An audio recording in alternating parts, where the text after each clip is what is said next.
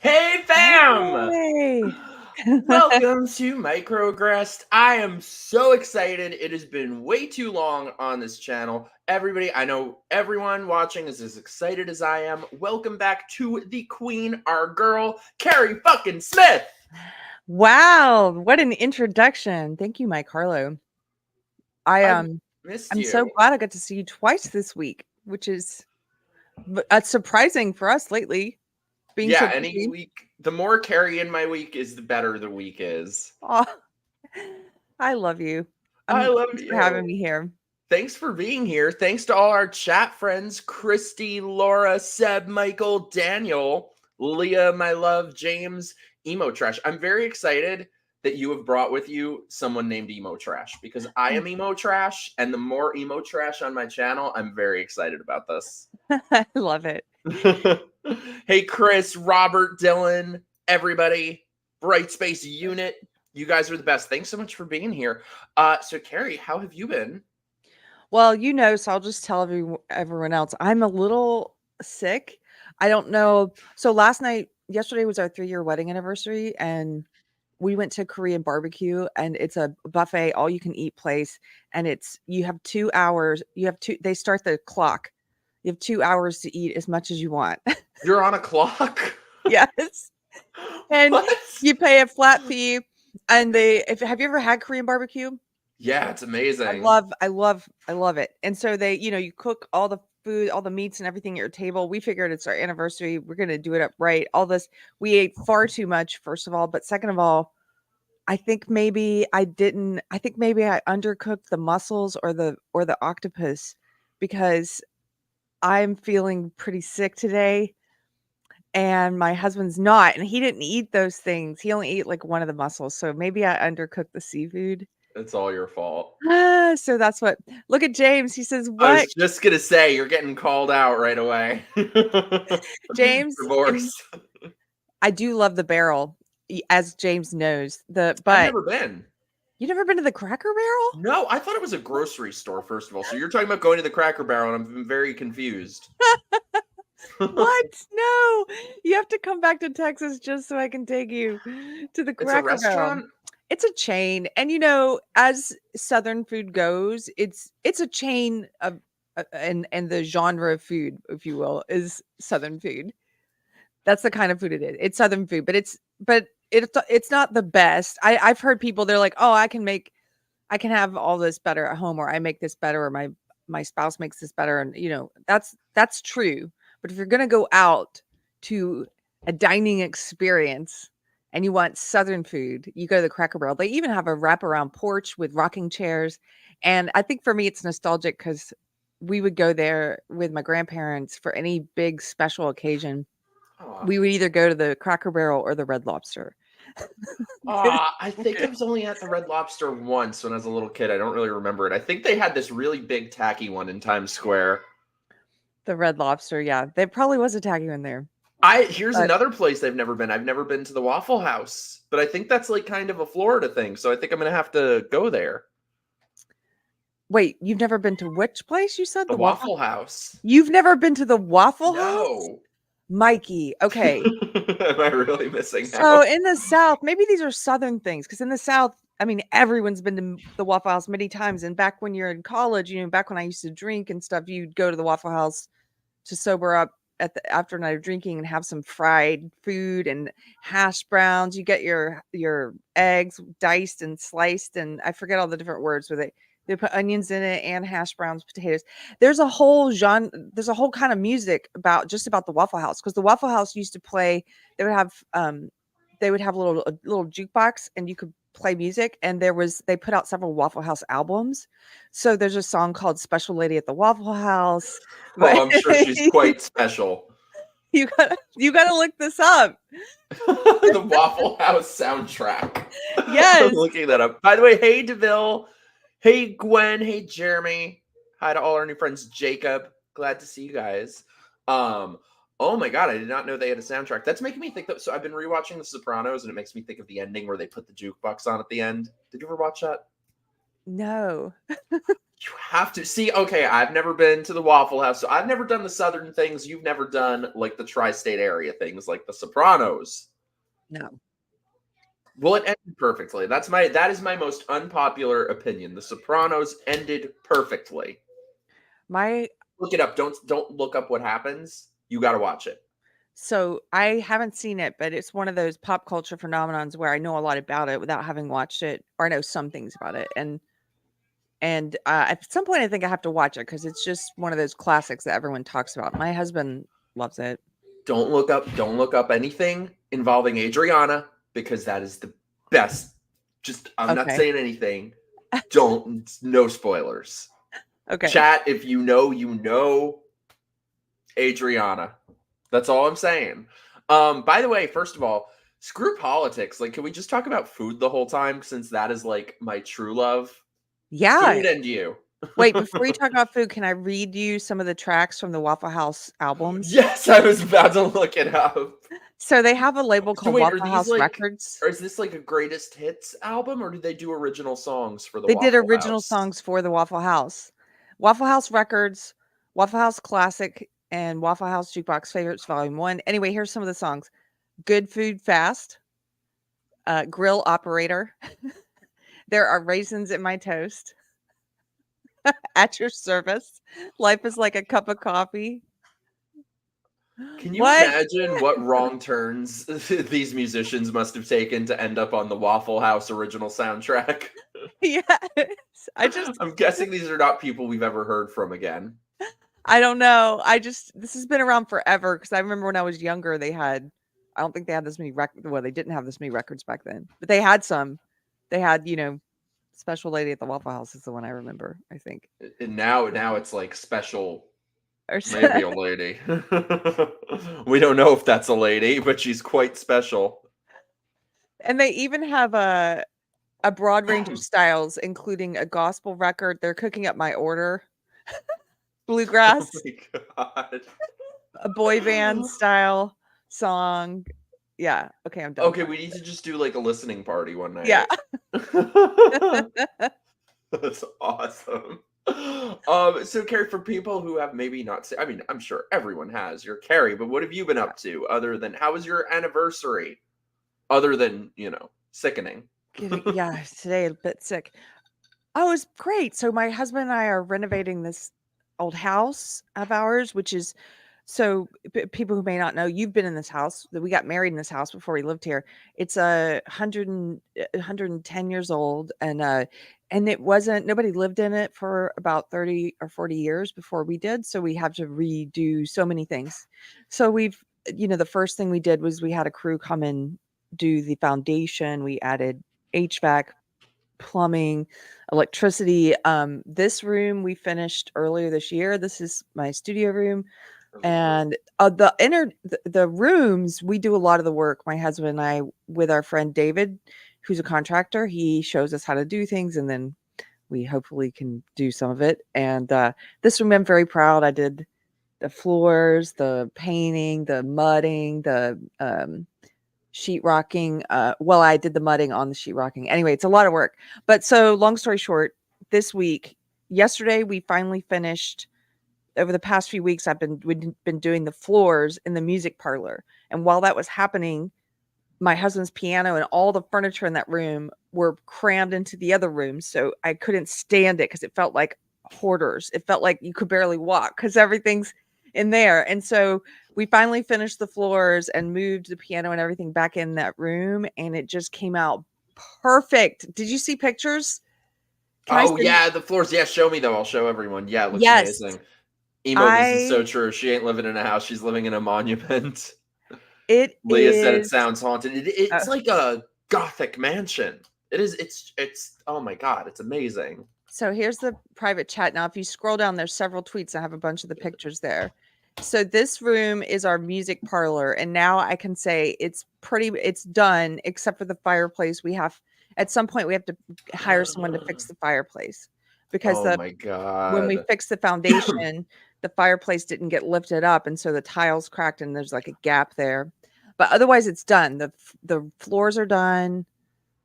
Yeah, we painted It's so this room. beautiful. My husband and David did some sheetrock repair in this room. Mudding. Oh, they did a bunch of mudding on the ceiling.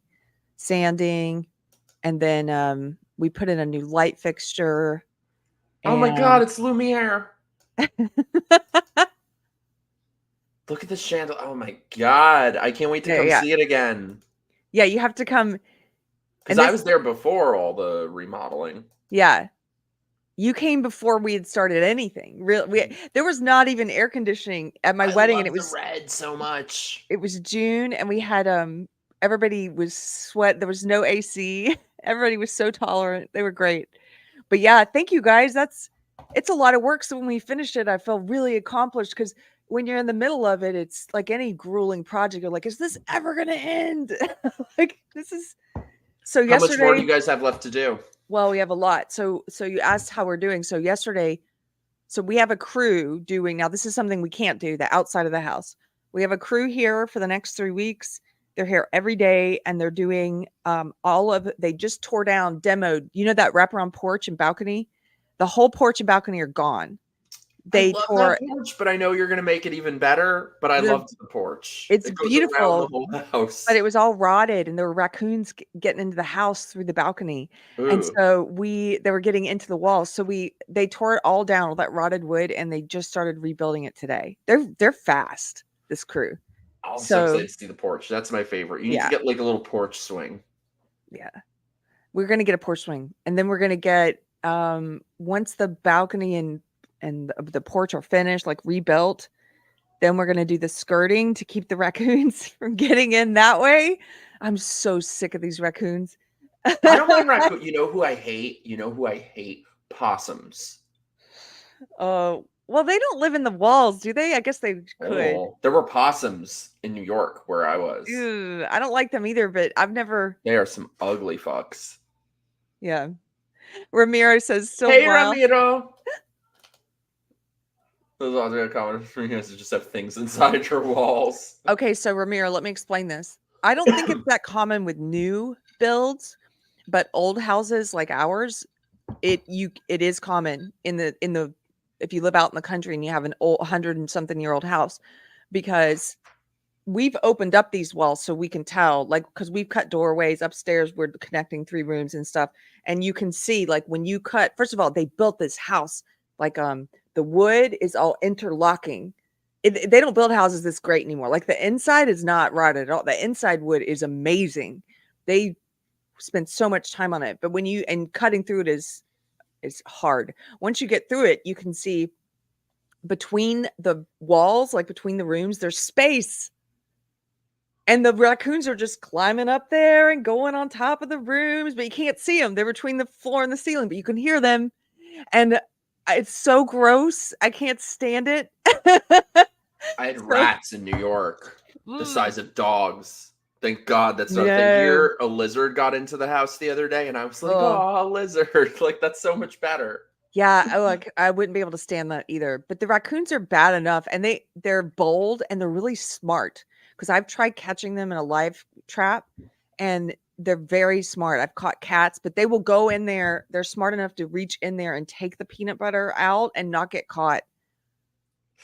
Oh, I can't stand these little. Oh my God, dangerous faces. Hey, Return of the Queen. Come on, Mike. You're writing the jokes for us. We have a lot of Australians here, by the way. Like, you guys got to get to freedom. Like, I'll green card marry one of you. I don't care. What is it like for you living in freedom in Florida? I see. I thought you were talking dangerous spaces, but then you said freedom, and I was like, well, that can't be Australia. Oh, it's so amazing. It's so amazing. Best thing I ever did. And it's kind of all thanks to you. I mean, it's all thanks to Greg and Jenny, which is all thanks to you because you introduced us. I forgot that I introduced you. How cool is that? I know. I love that. So my friend who I'm living with, Greg, used to have a podcast, and it was one of the first podcasts I was ever on. Keri introduced us years ago, and now we're living together in Florida. They got me to Florida. So yeah, I'm so happy to be. I just saw, for some reason, I looked it up yesterday, and my apartment I was living in is up for rent now. It is literally double the price it was. That's why that landlord wanted you gone. So yup. He wanted to raise the rent. Yup. Doubled it. Mad Cheesmo's here. Hello, Mad Cheesemo. I got to see Hey, you in Dallas at the Rippaverse meetup recently. I am so jealous. You guys, they got to do another Florida one. He says, I almost burned down my house when a raccoon hit the pipes while I was taking a shower. I thought it was a ghost, and I don't play with stuff that gets white people killed. Well, I've got one worse for you. You want to hear one worse? When I was living in New York, I did not know this was a thing. I did not know this was a thing. Rats can apparently crawl through the pipes. One crawled up into the toilet and drowned in there. No, gross. And I have such a phobia of rats. I had to like call my dad and have him come over and scoop it out of there for me. I don't know how you lived in New York City your whole life because there's so many. I lived there for 1 year. Great. I lived there for 1 year, and part of the time I was there, I lived in the East Village, which is a pretty cool place. But at night, I would go jogging, and there was a park near me. I would jog around the park, and one or two whole sides of that park, all the businesses would put their garbage bags out, and it would just be rats all over the sidewalk. And so I would have to steel myself when I got to that corner, because I knew when I ran down that corner of the park, they would just come darting out. They did. It was terrifying. We never have that in Los Angeles, where I had been living at the time. It's like you can go jogging. Pooping on the streets. Oh, probably now. LA is just all of LA is probably like scary. Yeah, we're lucky. We're lucky. Texas and Florida. We are very lucky. Yeah, I don't actually, knock on wood, haven't even dealt with rats here yet. Hopefully. Same, I haven't seen one. I'm really bummed though. I haven't met an alligator yet. I really want to meet an alligator, and I haven't. Oh, that'll happen. Yeah, people keep telling me that, but it hasn't yet. What about snakes? Have you run into any snakes? No, I've seen lizards. That's it. And what are they called? Not penguins. What are they called? The flamingos? No, pelicans. I love them. Oh God! Right? Yeah, I feel like you're PTSD from New York stuff.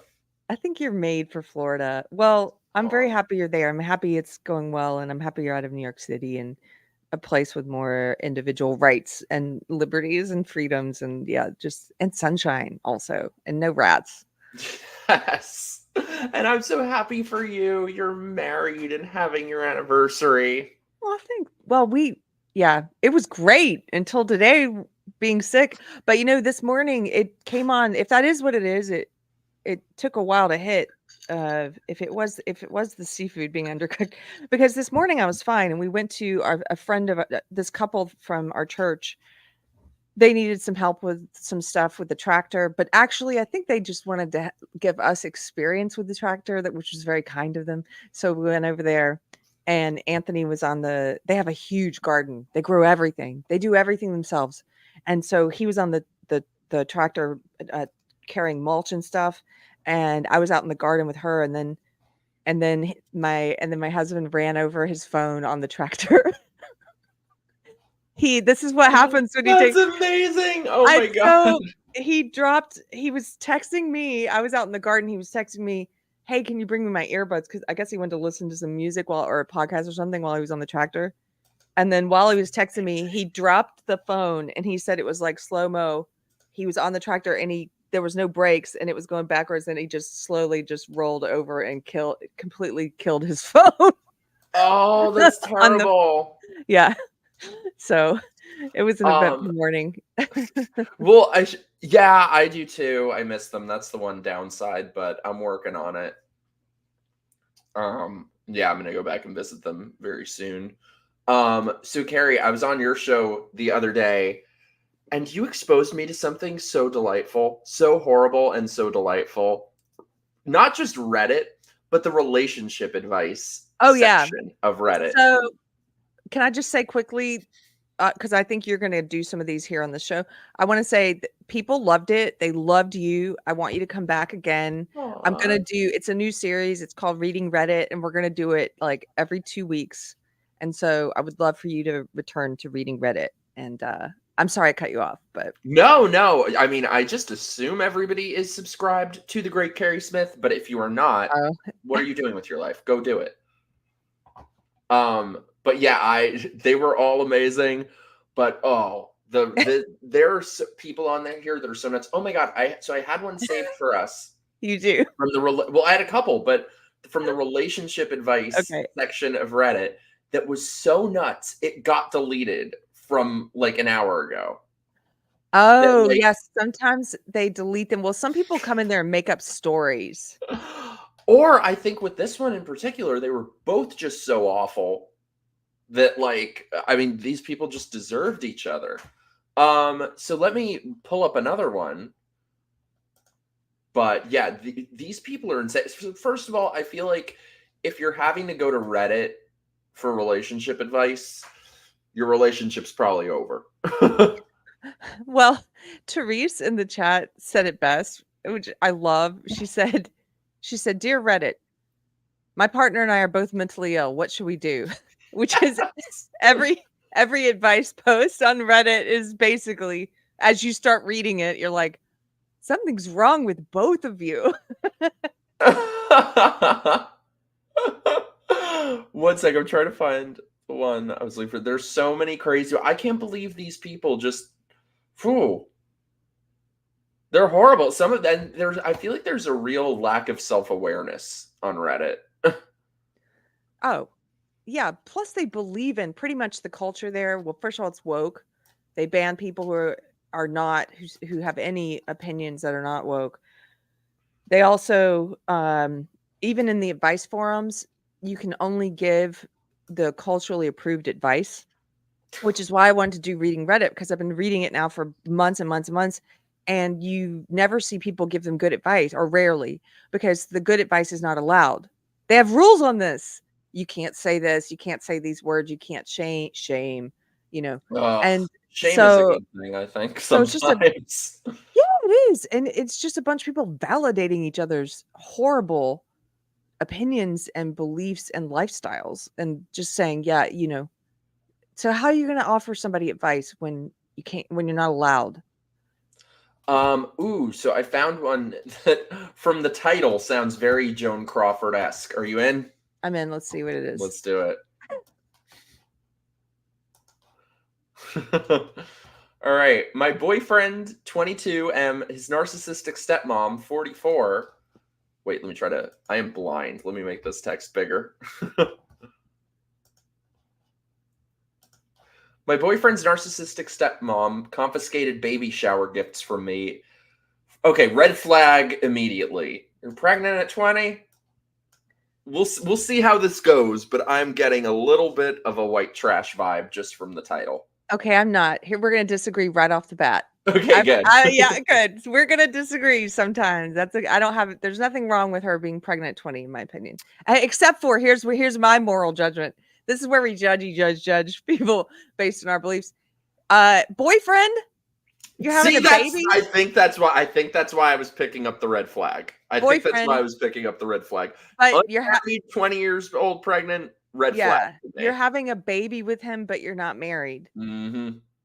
Okay. No, I agree. His narcissistic stepmom confiscated baby shower gifts from me at 8 months pregnant. What should my boyfriend and I do about this? Me and my boyfriend had only been dating about 2 months when we got the positive test. Oh boy, red flag. 2 months? 2 months. God, the horrible people I've dated for 2 months. Oh. Can you imagine becoming a parent with them? Yeah, with the Nazi I accidentally dated. Have you ever told that story? I have. Okay, I didn't know if you ever told that story. You know me. I have like self-diagnosed Tourette syndrome, so I'm incapable of not telling stories. I'm glad you told it because it's too funny. And I thought you weren't going to because you were embarrassed. It's whenever anybody comes to me with a bad dating story with somebody, I'm like, look, don't be embarrassed. I have a friend who was accidentally dating a secret Nazi, and he didn't know, and he slowly started to put 2 and 2 together. With the guy's tattoos. Oh my god. I guess emo trash is you. Should I tell the story quickly for Wait. new viewers? Yeah, wait, get rid of this Reddit thing. Okay. You're gonna tell this story because I want to hear how you tell it. It's terrible. It's terrible. Oh my god. Let me Emo Trash says, forget Reddit. forget Reddit. Yeah, I feel like I could outdo Reddit any day of the You week. have the craziest dating stories. So I was dating this guy, right? And I think it was maybe the novelty of it that attracted me because he looked like somebody who would just be in a gang and was like a white trash gang or something. So I don't know. Maybe it was the novelty. I don't really know what I was He thinking. looked like a greaser, right? Yeah. That's what they call it in the 50s, a greaser. Yeah. He was very closeted though. Like very, very closeted. So anyway, he had started and he was also an alcoholic, like raging alcoholic, major closet case. I really know how to pick him. So anyway, he started saying a bunch of like really questionable things. I don't mean like jokes or anything. I mean like a bunch of like really anti-Semitic shit, really racist shit, like genuinely saying it. But being the genius that I am, I'm like, oh, I can fix him. I can. I wasn't really like taking it seriously. Plus, you thought I think at the beginning when you told me about it, you couldn't tell if he was joking or not because people are so sarcastic about, taboo humor that you're not supposed to do, you're not supposed to make jokes about XYZ. And so it was sort of like you were like, at first you thought it was he was joking. Which also the stories he would tell would kind of get darker and darker and darker. And I was like, it was very questionable. Also, I should mention I'm half Jewish. It never came up. Not like I was hiding it or anything. It just never came up in conversation. And now I'm like, shit, I wonder what would have happened if it did. So anyway, here's the weird part. Nothing was happening like sexually. And the thing is, because I'm used to dealing with just, gay guys who are degenerate whores, at first you're like, oh, isn't that sweet? He's not just trying to hook up. How beautiful. How. But then at a certain point, after a while, you're like, all right, come on now. When unless it's some kind of relationship where there's been some acknowledgement of it, like, oh, we're waiting for something, Mm-hmm. So anyway, I was already going to break up with him because, like I said, major alcoholic, major closet case. It wasn't exactly my ideal relationship. So I was already going to break up with him. However, I was like, okay, it's been this long. I'm going to try to kind of like force the issue on that, see what happens. On which one? On the alcoholism or the No, Nazism? I tried with that and just got nowhere. It's just completely in denial. No, on the, when it comes to like the sex. I was like, I'm just going to go over there and see what happens. I saw what happened. Would you like horrible thing number 1 or horrible thing number 2? I'm not sure which is worse. I only remember one horrible thing, so you don't remember the other horrible thing? Oh, you're going to remember the other horrible thing as soon as I say it. Oh. Now, I'll start with that horrible thing. Okay. No, I'll start with the other horrible thing. He takes off his shirt, and then I see the tattoos on his back. On this side, he has one on each shoulder. On this side, it is the eagle from the Nazi flag. On this side, KKK. What? I didn't remember the KKK thing. Wow. What do you do in that scenario? When did he pick this up? Was he in prison? Not that I know of. What's the craziest thing too? When did he pick up this evil ideology though? Were his parents? He has to be around people who it's okay with because he has pictures on Instagram of like him at the beach with people with his shirt off. It's the pictures from the front, but they were obviously seeing the back. So what do you do in that scenario? Okay, so that's just horrible thing number 1. I don't know which is worse. Horrible thing number 2. I did not know this was a real thing. I thought it was just a joke people made. I did not know it was an actual real thing. I'd never seen one before. Micro penis. I remembered that. Yeah, that's true. Which, Poor- like, I'm not Poor saying. guy. Maybe that's why he has an evil ideology. That's what I'm thinking. He's like, whose fault is this? The Jews. It's the Jews' fault. What are you doing? That I'm like, how do I get out of here? So it wasn't the Nazism that was too much for you. It was the No. It's the opposite. It's the opposite. It's the I'm opposite. just kidding. You're like, meh. No. I don't care. I don't care about that. But like, but I mean, like, actual. I'm not like, I'd never seen one before. I'm talking like, actual. Like, for a second, I was like, is he trans? This you are making me think of a joke from a comedian I used to work with. So I used to manage comedians, and this one guy who was a black guy, he did a lot of jokes about how he had a white guy voice, and he would impersonate a white guy voice and stuff. He was really funny, but he had this one bit he would do about how he was on a phone sex line one night and with some white girl, and they were role playing or whatever, and then she started saying all this really racist stuff and saying the N-word and stuff, and asking him to pretend he was an N-word, not knowing that he was black. And he was like, he having that moral conundrum, and he was like, Oh my god. He's a comedian though, so but it would make he was the best at like putting you in that situation where he's like, I guess I will be racist towards myself if I'm gonna continue this. Peter, oh my god, our beloved is here. Happy belated birthday, my darling. I miss Peter you. Feliciano. The god of music. Oh, we miss you. You had someone in your chat who said something really funny when you told about the tattoos being revealed. Dangerous Spaces said, I did not see that coming. Nazi. I did not see that. I missed that. Yeah, Trevor, wait, I have to go to Trevor's go. Dude, I've had them. I didn't know it was a real thing. I thought that was just something people like joked about. Which, look, if it was like somebody you were in love with or whatever, like God bless, I don't care, whatever, you know what I'm saying? All of those things together.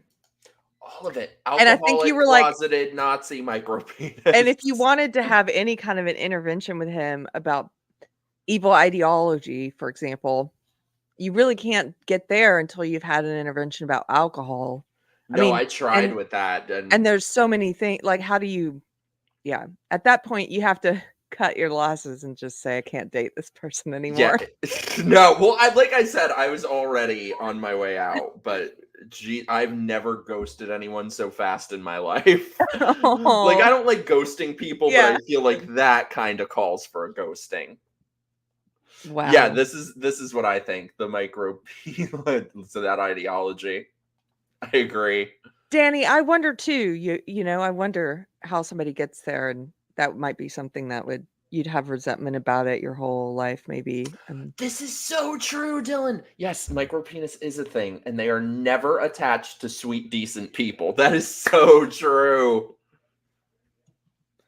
Hey, you know what I think is fun? Oh yeah, wait, also I would say, hey Brian, we love you. Trevor, I feel like we're kind of like trauma bonding right now. Holy shit. Oh my god, You know what's so funny, by the way? Can I just say? The next person I dated was so shitty and so horrible that my friends and family had a worse reaction to him than the Nazi. Like, my mom was not like, I'm like, I dated a freaking Nazi, and my mom wasn't as pissed off about that. I think when you give me updates on what you're going through at any given time, like it's almost like your dating life. It's always like an episode of Curb Your Enthusiasm. If Larry David were younger and gay, he is Jewish. Got that part. And, yeah, because it's always this sort of, you can just hear the music roll at the end. After you're in the bedroom and you see the tattoos, and then you see that, and then you're like, dun, dun, dun, then the music starts. The music starts. It's tragic. Did I tell you about the OnlyFans guy here? Was that a guy you dated? No, I could have. I did not. No, I don't think so. This was funny. So, I'd met this guy, so cute, like nerdy, funny, kind of funny looking. That's just my type. I like guys who are funny looking and kind of goofy and shit. And I was like, oh shit, he seems like somebody I would really get along with. Like, let's go to dinner or something.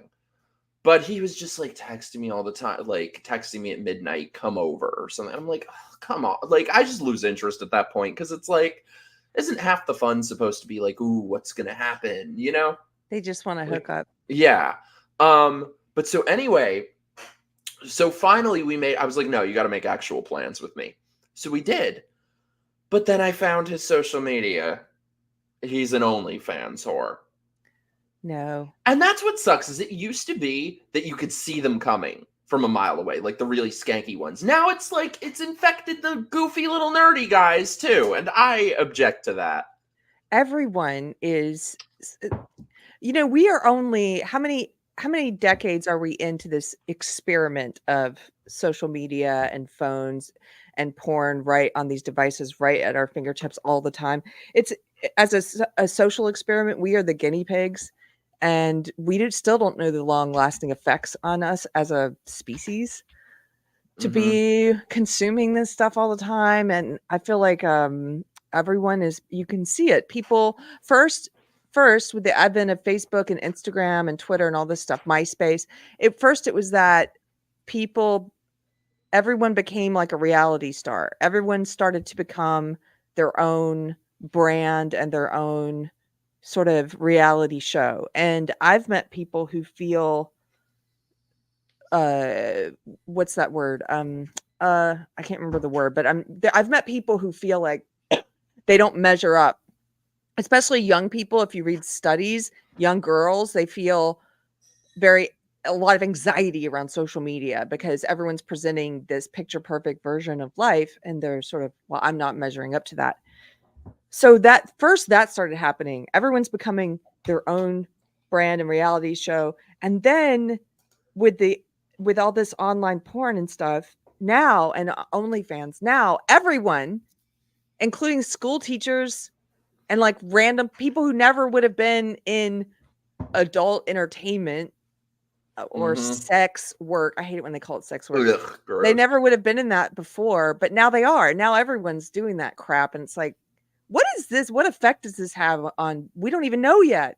Much like, especially if you're a parent and you're doing it, what effect is that going to have on your kids? Like, I don't know. And I didn't tell you the funny part with that OnlyFans guy though. So I was thinking, I found his OnlyFans and I'm like, what do I do? I'm like, he's so cute and he seemed like we'd really get along and he was goofy and shit. And I was like, oh, okay, maybe, I shouldn't write someone off so quickly. Let me keep the plans. It turns out, however, he also found my social media and canceled because I'm transphobic. Oh, it was so that's a moral in his morality, which is probably he's woke. That's his religion.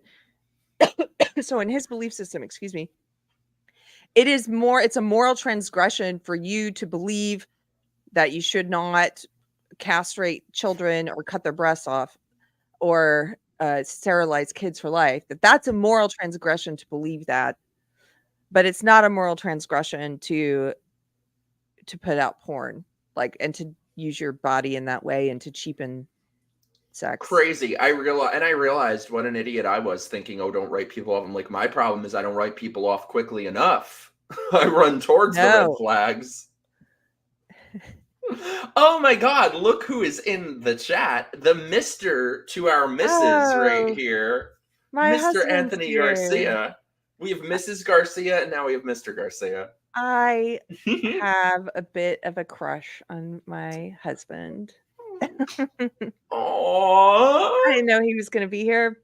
He was being so nice because I was feeling sick earlier. And yeah, he was, I don't know about you, but when I get sick, I'm like, I can't muster up the energy to even go get a water with electrolytes in it. Can you do it for me? Aww. He's very kind.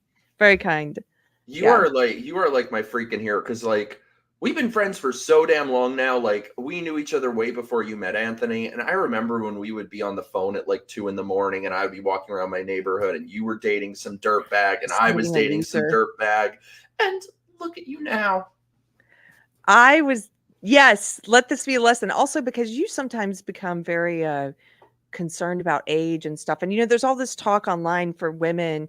A lot of people in that so-called what's now being called the red pill space, where they talk about like people like Pearly things and stuff, where they talk about how like women hit the wall and you might as well, just give up. And that the thing is, you can talk about statistics and you can make the case for women understanding how the world works and understanding the importance of marriage and family and that stuff when you're younger. You can make that case without telling individual people your life is over if you haven't found someone yet. And I'm living proof of that. Like, my husband and we met, I was already 40. I was 41. No, I was 40. I was 40 when we met. Aww. So, I had hit the wall. I love this. Yeah. 30 is way too young to be considered a wall. It's an internet-only opinion. Let me tell you something beautiful. I told you this privately, but I'm going to tell your chat, because I know people who get sad sometimes and depressed and they worry about timelines and stuff. And I'm a Christian, so I believe God has his own timeline. And if my husband and I had met earlier, it would not have been the right time, because I was in the woke cult. We were both alcoholics. Like, there were all these different things where we met at exactly the right time in our life, and all the bad choices I had made, God forgave me for those. And I also found me at this place, gave me this blessing, this beautiful miracle of a person that I didn't deserve, based on my everything leading up to that. Didn't deserve. And that can happen on God's timeline, is different than yours. And here's what I told you privately, which I'll tell these people. So my husband's a musician. He plays at a lot of assisted living centers. And we were at this birthday party for this woman who was turning 90 years old. And we're at the party, and her husband had arranged for the music, and they are fans of Anthony's already. And he was, a lot of the people there knew Anthony, but so we were there. They were having a party, cake, punch, all this stuff. She's cutting a rug. You wouldn't, first of all, you wouldn't have known she was 90, and such a joyful, youthful spirit. And then at one point I was talking to her husband, and I found out, I thought they'd been married for years and years and years. And I said, well, how long have you guys been married? And he said, 1 year. We got married last year. Aww. And they are so in love, and you can tell. And I'm just saying, like, it's sort of at 90, we tend to think, like, you especially, you're always talking about age and stuff.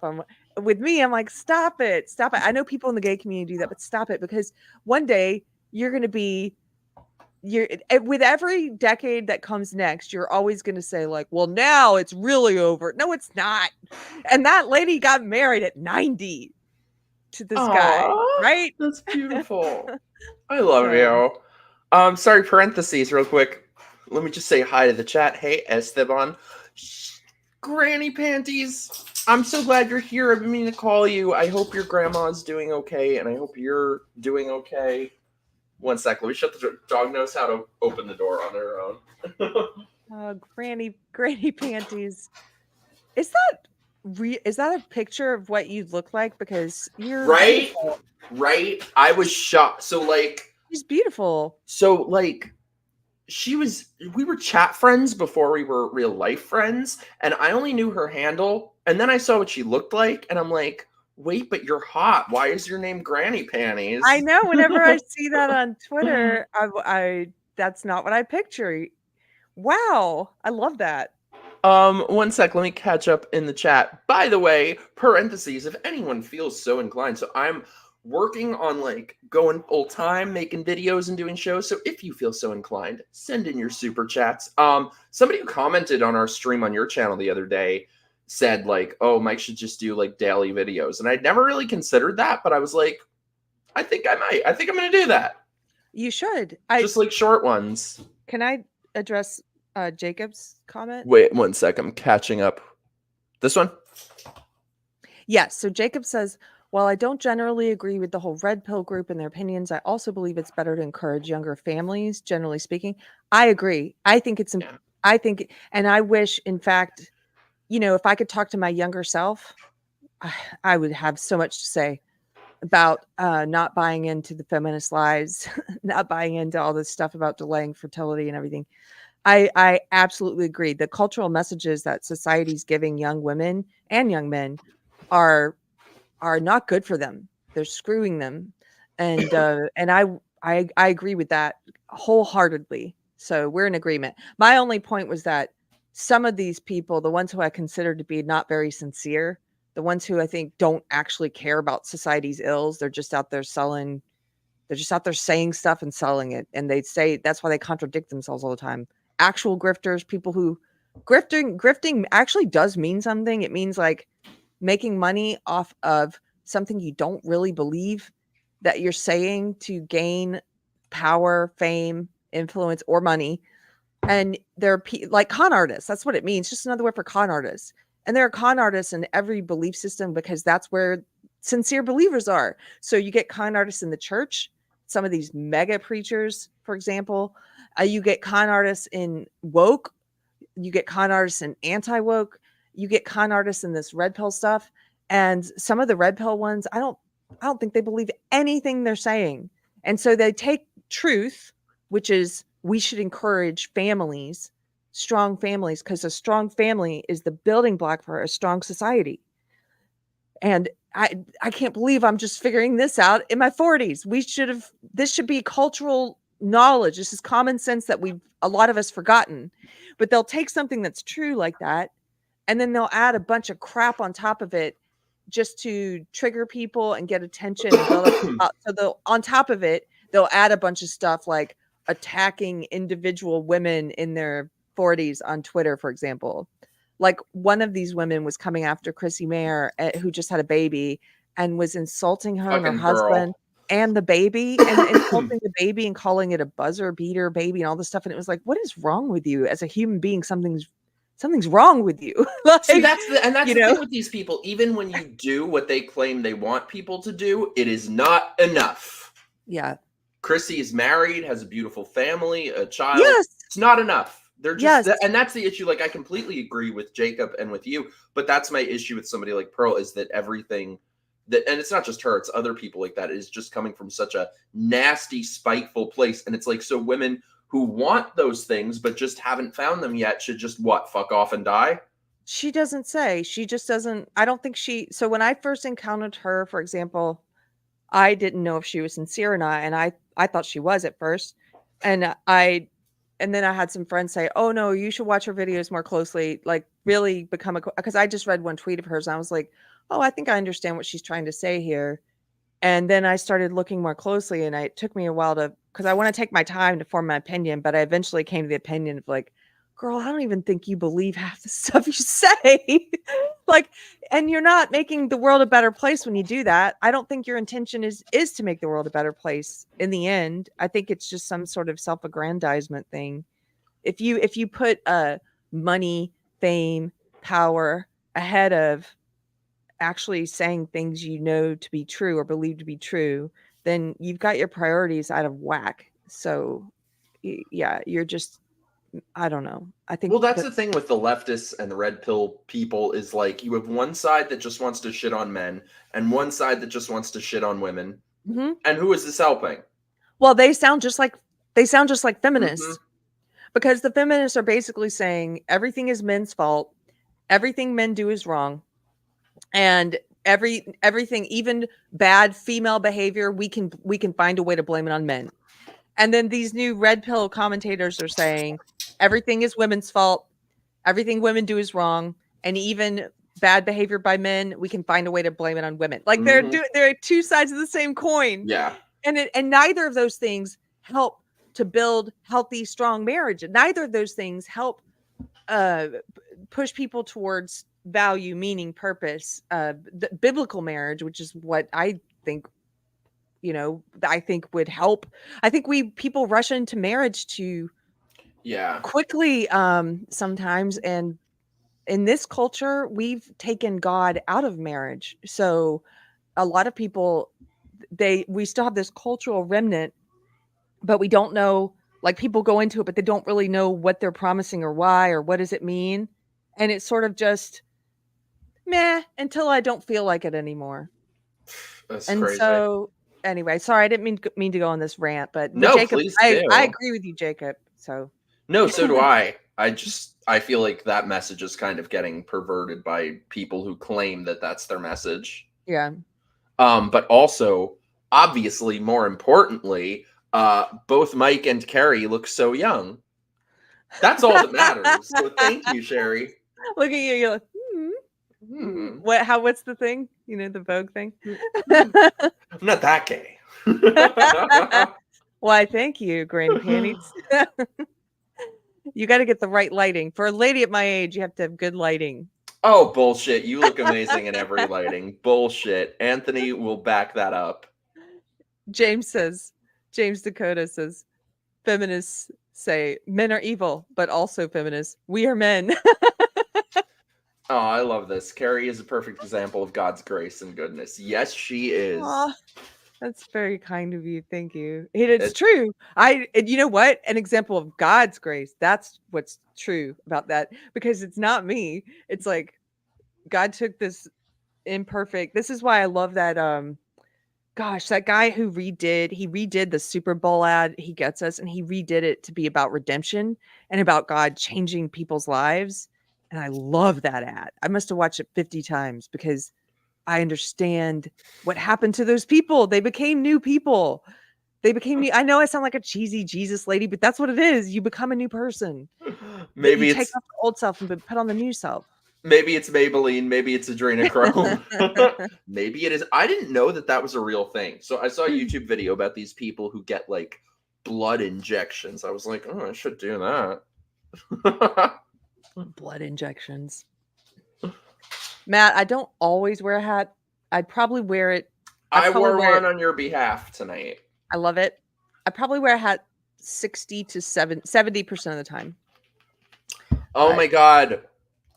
Winter says Mikey needs to watch his language. Sorry, she's been. Oh my god, you're having your daughter. I feel terrible. God, this is like. I get such classy people coming to my show, which is like the gutter of the internet. Between you and Keri, I'm like, yes, I should. I have classy people here tonight.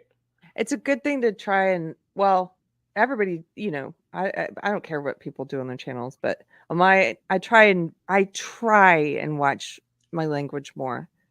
I And don't. because I know there are people watching who it bothers, first of all, and I don't want them to, you know, it's not worth it for me to. I think about specific people, and that helps me watch my language more. If I think about my husband's mom watching or something, not that she does, I'm just saying I'll think about someone like her, and then I don't want to curse. And then here's the thing I noticed since I started trying to do this. Then if you do curse, then it means a lot more because people are not used to hearing you say that. That's So they're true. like, "What?" See, I have the mouth of a sailor, but I feel like for me, I like showing that you can be inappropriate and vulgar and still like have, a Mhm. handful of values. Every time I do a show with Keri, I try not to use the N or F Steve word. Heater, thank you. And he tries Well, to use it as much as possible on shows with with you. me. Yeah. Oh my god, double think. Come to LA. Okay, I'm down for Botox. However, I assure you I've had enough of LA for 10 lifetimes. I'm never setting foot in that state again. But I want to hear how your night was the other night with your walkaway shirt at a LA bar.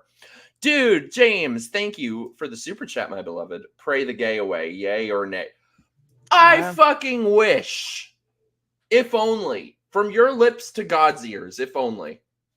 So there's someone in my chat who has told me he is voluntarily celibate gay man because of his belief in God. and because he believes God has led him to this decision and compelled him. And I don't know I can't even imagine what that kind of decision would be like, but it is fascinating to me. I'd like to talk to someone like him one day because I can't imagine having that kind of willpower or, for me, not, I didn't have to, I haven't ever had that sort of conflict before. The closest thing I can compare it to is when I became a believer. God did convict me about sex outside of marriage because that's when I was dating that piece of crap. And I was living in sin with him. I was. And I kept getting convicted about it. I thought at first, well, I can have this experience. I've had this experience with God. And I just, I don't have to follow everything exactly. That's what I thought. I thought I could pick and choose at the beginning. But when I found out, it seems to me, in my case anyway, he will pursue you about things. And so God pursued me about this and kept convicting me about it. And so that's the closest thing I can compare it to. And I finally came to that conclusion of like, I should not do this, but that's not the same as becoming celibate for life. So he's not even saying like I've changed my sexual orientation, just I'm No, choosing to be an asexual. Wow, that's yeah, unique. he said from what I recall, and again, this was Aw, just in so messages and in sweet. chat. I hope I Yeah. get to say this someday. Oh, Esteban. Yeah, but he said he chose to be that he still calls himself gay. He says voluntarily celibate, if I'm remembering it correctly. But Jeez. If it was dangerous somebody, spaces. I I'm was just sorry. gonna bring that up. I was living in Sin. Most people just call it San Francisco, but whatever. Oh my god, that's awesome. You have a funny chat. I have the greatest chat. Yours is pretty stellar too. We've got a lot of overlap between ours, so we have the most epic chat ever. Um, what was I about to say? Yeah, I kind of see both sides of the not having sex before marriage thing. Like, I get it, and I think it's really sweet and good, and I understand the purpose of it. But on the other hand, I'm like, what happens though if you marry someone and then they're a Nazi with a micro penis? But I feel like that probably just wouldn't happen if it were somebody that you were like gonna marry, Da, you da, know? da, da, da. You mean anyone? Oh, are you talking about the rules about divorce? No, I just mean like if you don't have sex with somebody before you marry them, right? Right. You marry them, and then they're a Nazi with a Oh. micro penis. Like that sucks. What if you really love them, if you're both well, no, it would if they're The not. Nazi part, well, that Yeah. forget that because that would come out in the wash before. Yes, that to me, you can't be that and be a real like, you can't be a sincere Okay, believer what about and this? have What about this? I you think can't I have an evil found. ideology like that and be a sincere believer. I don't think that's possible. I think I have found. I think I've discovered what God was intending with "Don't have sex before marriage." Don't have sex before marriage, but see them naked. See what you're working with. I'm asking Granny Panties to hit me up on Twitter. That's Oh my god, and she has got, let me tell you, because she not to said overshare. Cover your daughter's ears, Sherry.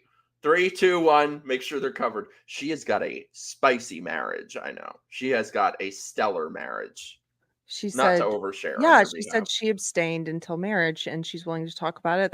That would be cool. Maybe a cool conversation. Yeah. I I don't gotta know. introduce you guys. You would love each other. She's great. I don't know why my comment didn't post, Sherry, but yeah, message me on X and just be patient because this week with all the house renovation, I'm even slower than usual to get back to people. But Yeah, I've been meaning to introduce you guys. cool. But do you think that would be like for people who want to not get it on before marriage? I feel like see them naked first, though. Well, I mean, I don't believe you should anymore, but Really?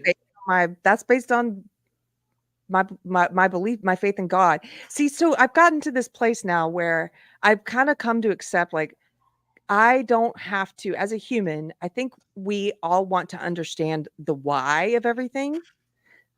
And so I don't know if this will make sense to you or not. I'm trying to explain it the best I can. I've gotten to a place now where God has shown me the why behind some things. And so now I've like, well, I just have to have faith then because I have to have faith that there's a why for everything, and maybe I don't get to understand it because I'm just a human. But I'm gonna trust you because you've been so good and so faithful, and you've saved me, and you turned my life around, and you've proven yourself in so many ways. So I think I'm starting to understand that that's what faith is. So when he talks about in the Bible, it talks about sex before marriage. I think there are reasons for that.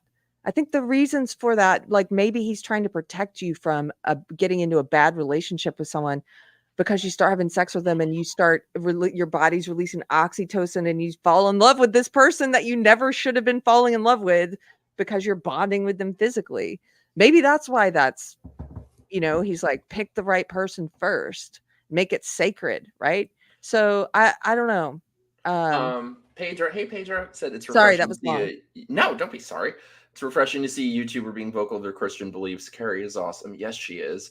Well, Mikey's awesome that you let me talk about this stuff and you don't get offended by I don't be when we offended. disagree, because I know I can talk to you about anything, and And you're I can not talk to gonna. you about anything. Yes, exactly. We don't have to. Now, this world we live in now, Pedro, it's sort of like everyone's like, unless you agree with me 100% on everything, then we can't be friends. Well, that's stupid. Like, that's dumb. Hell yeah. This is kind of how I am. I don't have sex outside of commitment, and the gays think I'm an alien.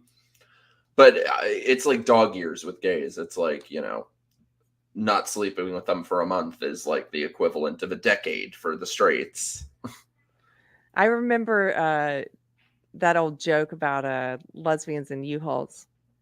Did you hear if I told you my addendum to it? No. So there's what does a lesbian bring on a second date? A U-Haul. What does a gay man bring on a second date? What? What second date? I never heard your addendum. That's good. It's Good, Art. tragic, but by the way, if I can parentheses, Sherry said, "I'll hit you up, sweetheart. I'm leaving for a few days since my grandma is dying, but I'd love to talk to you, Keri. Not to put you on the Ah, spot, but would you mind if we did like a prayer for Sherry's grandma? Because she is. I got to tell you guys how amazing Sherry is. Like when I was moving, the time before that, I was going through fucking hell, and this beautiful woman, my beloved friend, was there for me. I don't know how she dealt with me, sobbing on the phone to her every day. I don't know how she dealt with me. I was a nightmare to deal with. Same with this beautiful friend of mine, but she was. And like, I never would have gotten through the really difficult time without you guys. So, can we say a prayer for her grandma? yes. I will put you guys through one of my awkward out loud prayers. No, I'd love it. Yeah. Well, I would just say, dear God, I pray that you surround Sherry and her family in love and light and truth, and that you comfort them, and use use everything, even this, to draw her and her family closer to you, and to use it for good in some way, even loss, even tragedy, even the deepest pain, that you somehow use it for good for her. In Jesus' name I pray, amen. Oh, I love you. Yeah, that I Love think I you, saw Sherry. your post about it. You have a new if does Granny Panties have a new Twitter I name? think so. Yeah, she was getting banned a lot. Oh, okay. That's why. And get her sexier panties. Amen. This is why I love my friend. Oh, I'm so sorry. So if you're the person I'm thinking of, then your grandmother was like a mom to you, and that's got to be so hard. And I can't imagine that. So yeah, much love to you. And I do believe that, by the way, that God can use. There's a Bible verse about how she probably knows this verse about how God is closest to the brokenhearted. And in my Oh, I experience, must be close to God then. well, I've I've been like I'm a pretty new Christian, and I've been through some heartbreak in that short amount of time. And one of those times I came to believe that was true, that God was there. Like, and so now I pray, I know this is a selfish prayer, but sometimes I'll pray like, I don't want to, I want to have learned whatever lessons I'm supposed to have been learning, because I don't want to go through pain again to have to get close to you again, God. I want to remember to keep you close in the good times so I don't have to go through pain to get close to you again, God. And that itself is kind of a selfish prayer. It's kind of like, please don't let me feel any more pain ever, which is unrealistic, you know. That's so funny hearing that you deal with But that too, because I remember that was something I said to you when I was going through a rough time, that I was like, I feel like an asshole. I feel really selfish that I feel like I only talk to God when I want something or when I'm going through a bad time. And we I feel like, do and I was like, I feel a like lot if of I times. were God, I would tell me to go fuck myself. You know? That's when I sent you that song, right? That Christian Yeah. song about, yeah. Uh, because that's true. A lot that's the human our human experience is that we tend to forget when we're doing great, you know? Yeah. Erica has the verse there. And that's a great verse too, double think. Also, hey, Erica, I'm so glad to have you here. We have the most Hello, attractive Erica. audience too, let me just say. Erica, I believe, came over from Chrissy's channel. If I've got Hey. it right, you came over from Chrissy's channel on one of our panels, and she is very stunning. Yes. I love that between like you, me, Chrissy, we've got everything covered. That we've got everything from like the most inappropriate shit imaginable to the most wholesome shit imaginable. We'll go from talking about like Nazis with micropenises to praying. Well, yeah, we're just, I don't know, we're all trying to figure it out, I think. We And have actual diversity here. people are at various stages of, in this world, we live in a post-Christian world, meaning most people have heard of Christianity and most people have rejected it. So it's not like you're living in biblical times where the apostles were going out and they were sharing the word and it was the first time people heard about Jesus. Like now everybody's sort of inoculated against it. They're sort of like, "Oh, I know what that is and I don't need that," right? And so when you start to find yourself in an experience later in life like I did, where you're finally opening your mind to the possibility that there's something bigger than us, and you feel dumb for doing it, but then you open your mind and you start exploring, and you realize, I think there is a God. And then so I understand that in this world we live in, there's lots of people like me. There's lots of people who've never, in a chat, for example, you're going to have faithful believers who've been believers a lot longer than me. You're going to have new Christians. You're going to have agnostics who are maybe open to the possibility of God. You're going to have people who believe in God, but they're sort of agnostic because they've never really pursued to figure out what that means, or how to live the way God wants you to live. So there's all different kinds of people, and I don't want anyone who's not at the exact place I'm at to sort of to be like, oh, well, I guess I can't hang out or talk about these things with her. That's not right, you know? No, I not don't at all. think They don't so. know you if they think that. Sorry, I'm rambling a bit, but You're not rambling at all. You're amazing. I think this is hilarious, James. Y'all just addressing the human condition and endowment. That welcome to my channel. I feel like that should just be in the bio for my channel. can I show you something that I made that I'm proud of? I don't think I've shown Yes, you. please. I've shown it on 2 streams already. I showed it on the knitting podcast because I was so excited, and then I showed it on mine. So my dog Tiger and we are going to an event where I needed to have a corn costume for him, but I couldn't find a good one. So I made this. I have it right here because I showed it on a stream. So it's a little corn costume, and he wears it. See, it's got a little Velcro here. Oh my god. So it goes around him like this. He's a corn dog. He's a corn on the cob. That is amazing. Have you put him in it yet? Yes, I had to put him in it multiple times when I was sewing it, and I put the Velcro on because I had to measure it. He's so tired of this. He's like, well, just get ready, Tiger, because No. we're going to be wearing it soon. Oh my god, I need a picture. And I got a corn hat for myself, and I got a crazy corn hat for my husband, but he says he's not going to wear it. Of course he won't. Hey, Alan. By the way, this is Alan. Everyone say hi to Barley over here. Hi, Barley. Look at that Hey. doggy. I would say come say hi, Jenny, but she's camera shy. Hi, fine. I'm Jen. gonna get you on here one day.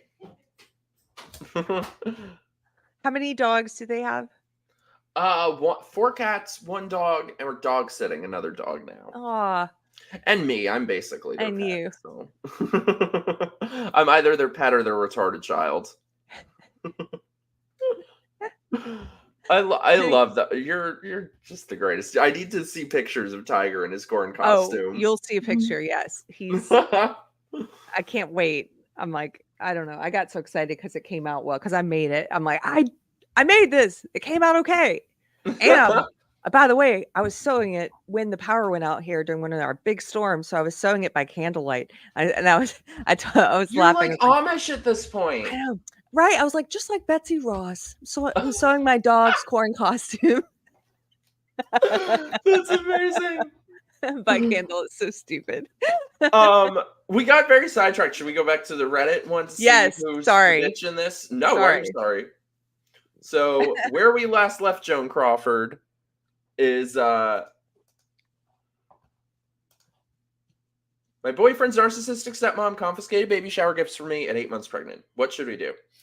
My boyfriend and I had been only dating 2 months. Red flag when we got the positive test. We've now been dating for about 9 months.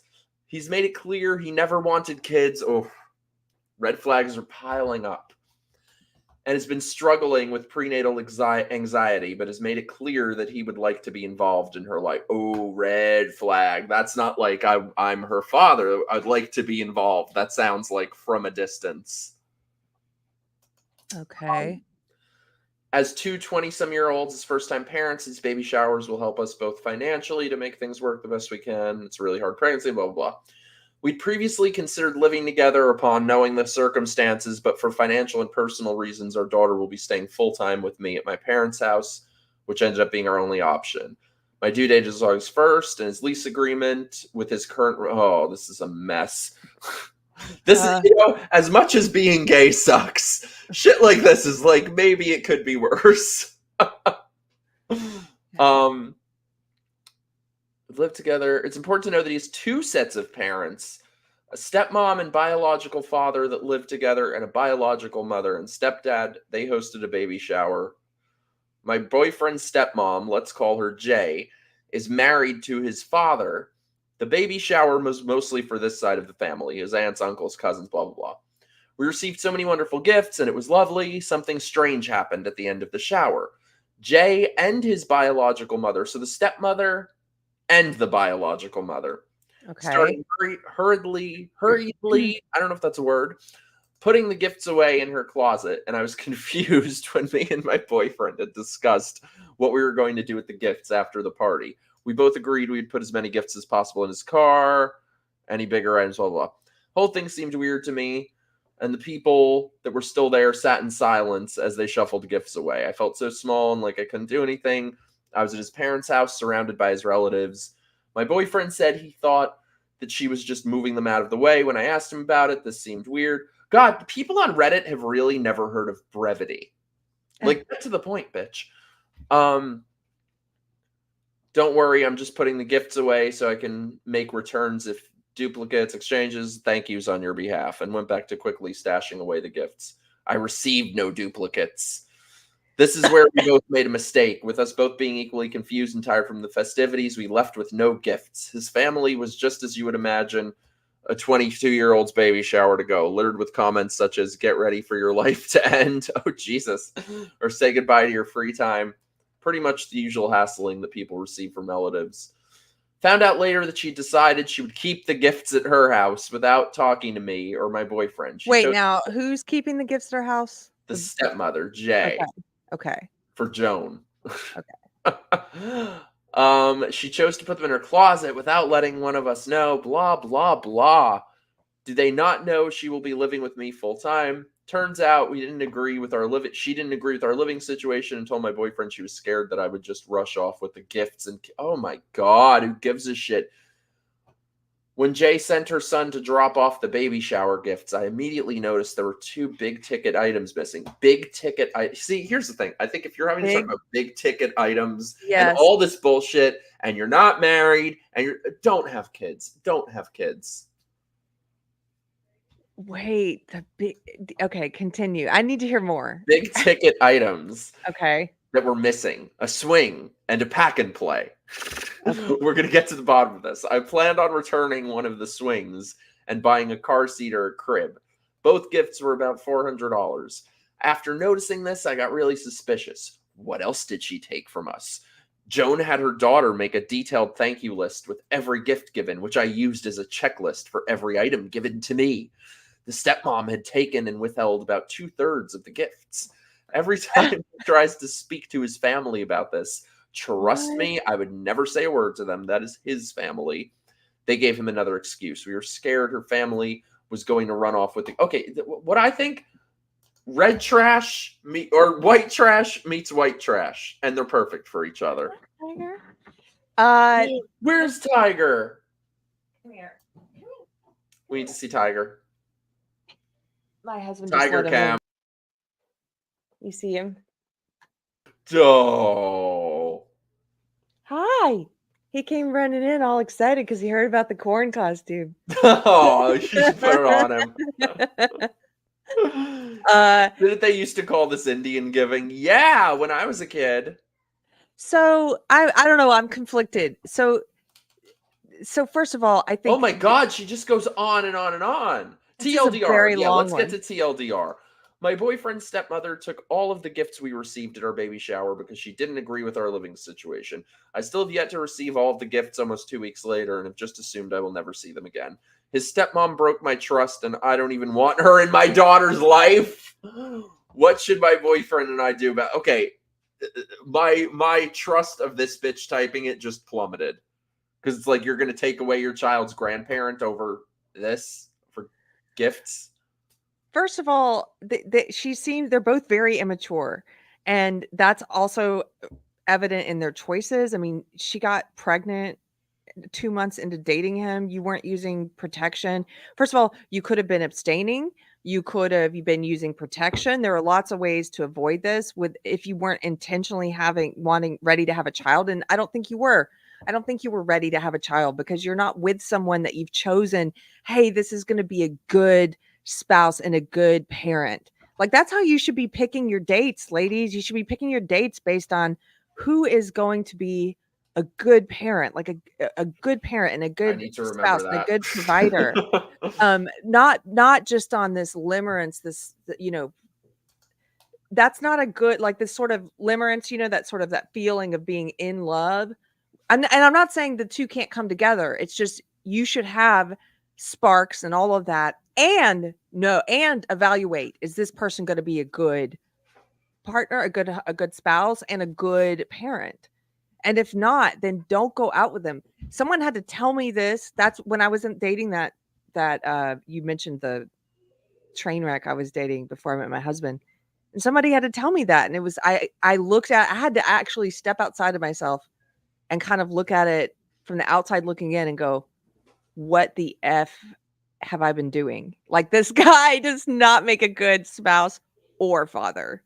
So why? Same with the chick writing it. Doesn't sound like a great mother. Yeah, so she doesn't either. That's true. They both seem very immature. And so also like she spends this whole thing talking about money and gifts, and at the end she's like, I don't want to sound like all I care about is materialism and stuff, but the thing is, at the end of the day, if they do something crappy to you, like you're not going to be living with the baby's father, right? So they're saying, well, hey, we organized this baby shower. These are gifts from our side of the family, and we want them to be here for when the baby is over here. Like when the baby hangs out with him, we want there to be a pack and play and a crib and all that stuff at our house for the baby. So we're going to keep these gifts because this is our family contributing the money. Okay, well, that might seem kind of selfish to you, but then you just get over it. Like you just get over it and you don't go on and hold this grudge and say, I'm going to cut them out of my daughter's life. It's like, what in the grand scheme of things, it may be a slight, sure, but it's not a huge slight. In the grand scheme of things, Mikey, they bought all of these things for the baby to help take care of the baby when the baby is at their house.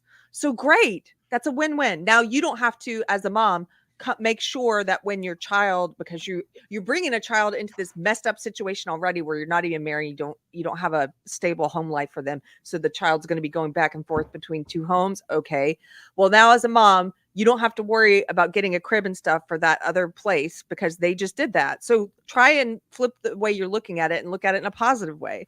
Like they just pimped out, they just decorated the crib. They just decorated the crib with a crib at that place. all these people just sound awful to me, and I feel like they deserve each other and that poor child. Yeah. Well, have you ever seen, by the way, oh, this would be a good one for your Reddit show. Have you ever seen the Reddit forum, Am I the Asshole? Yeah, that's a good one. I read that one too. Yeah.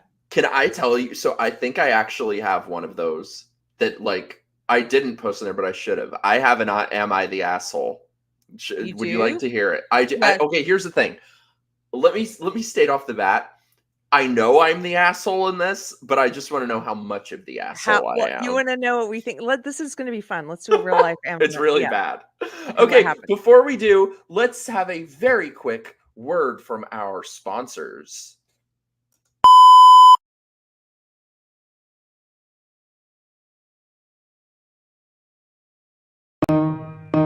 It's time for my grifting. Give me all your money. Don't just be a drifter. Help me be a grifter. Fuck you, pay me. That's ridiculous. What is that? That's my grifting song. So if you guys like the channel, help support it. Send in your super chats. I have a new video coming out next week. I'm doing twice weekly shows. Daily videos are coming. I am stepping my game up. So send in your super chats. Join my locals. Join my Patreon. We do movie nights, game nights. We just watched Killer Clowns from Outer Space the other night. We have a Discord group. We're a fun squad. Join the squad. Join the fam. You are fun. So, you're fun. Thank you, Esteban. I'm glad someone does. You have to tell us how old and infertile we are to grift adequately. Damn it. James, you've hit the wall, James. It's time to give up. Okay, look. Okay, so sorry. You gotta tell me your Oh, you put it on! Wait. Oh, wait, see? He's a corn dog. He's gonna be walking around like a little ear of corn. Oh my god. I gotta show that to Greg. He's gonna hate it. Greg's gonna hate it. Okay. Oh my god, it's beautiful. Oh, I miss you, Tiger. Tell him I say hi. He's like, get me out of this. Oh. Yeah, my dog Charlie would not let me put him in anything. I thought I would have such a well-dressed dog. He wouldn't let me go near him. I got him cute hoodies and stuff. He wouldn't let me go near him with it. Aw, I miss Tiger. What the hell was it say? Oh yeah. Okay, here's your am I the ATIA. Okay, am I the asshole? All right. And like I said, I know I'm the asshole. I'm not saying this was right, but how much of the asshole am I? Okay. So this was a few years ago, right? I'm on a plane flying somewhere, and I had a connecting flight and it got canceled. And usually I just carry on my bag. They made me check my bag. So my bag got like all rerouted because they had to reroute my flight through all these different things. So I never do that. So I didn't know how it worked. And I was kind of paranoid. Oh, my bag is just going to end up in some other city, right? So plane lands. I get back to New York and I'm sitting like at the back of the plane. And I'm like, can't wait to get off of it. I'm like, I got to catch up to my bag. I can't miss the baggage claim because I'm thinking my bag is in another city by now, right? So I'm sitting near the back of the plane waiting for everyone to get off. Standing in the aisle in front of me is this bitch. And she's just standing in the aisle, taking up the entire aisle. So I'm waiting and waiting and waiting. By now, everyone has gotten off the plane. So I'm waiting. I'm waiting 5 minutes. I'm waiting 10 minutes. The plane is empty except her, and she has like her husband and whoever else sitting at the seats in front of me. She's just standing in front of me in the aisle, taking up the whole aisle. So I go to move. I'm like, oh, excuse me. She turns around. She goes, no. What do you mean, no? I'm like, did she just say no? The entire plane in front of us is empty by this point. I'm like, can I just get by? She turns back. She goes, you can wait. And she's standing there going through her wallet, going through like every receipt, everything. Like, why? Just standing there. I don't know. I was like, and the seats were like, all she had to do was move into the seat and let me get by. So, like I said, the plane was empty at this point. So she goes, no. I'm like, what do you mean no? So I'm waiting and waiting. I'm waiting 5 minutes. I'm waiting 10 minutes. She's still there in front of me. And at this point, she goes, you can wait.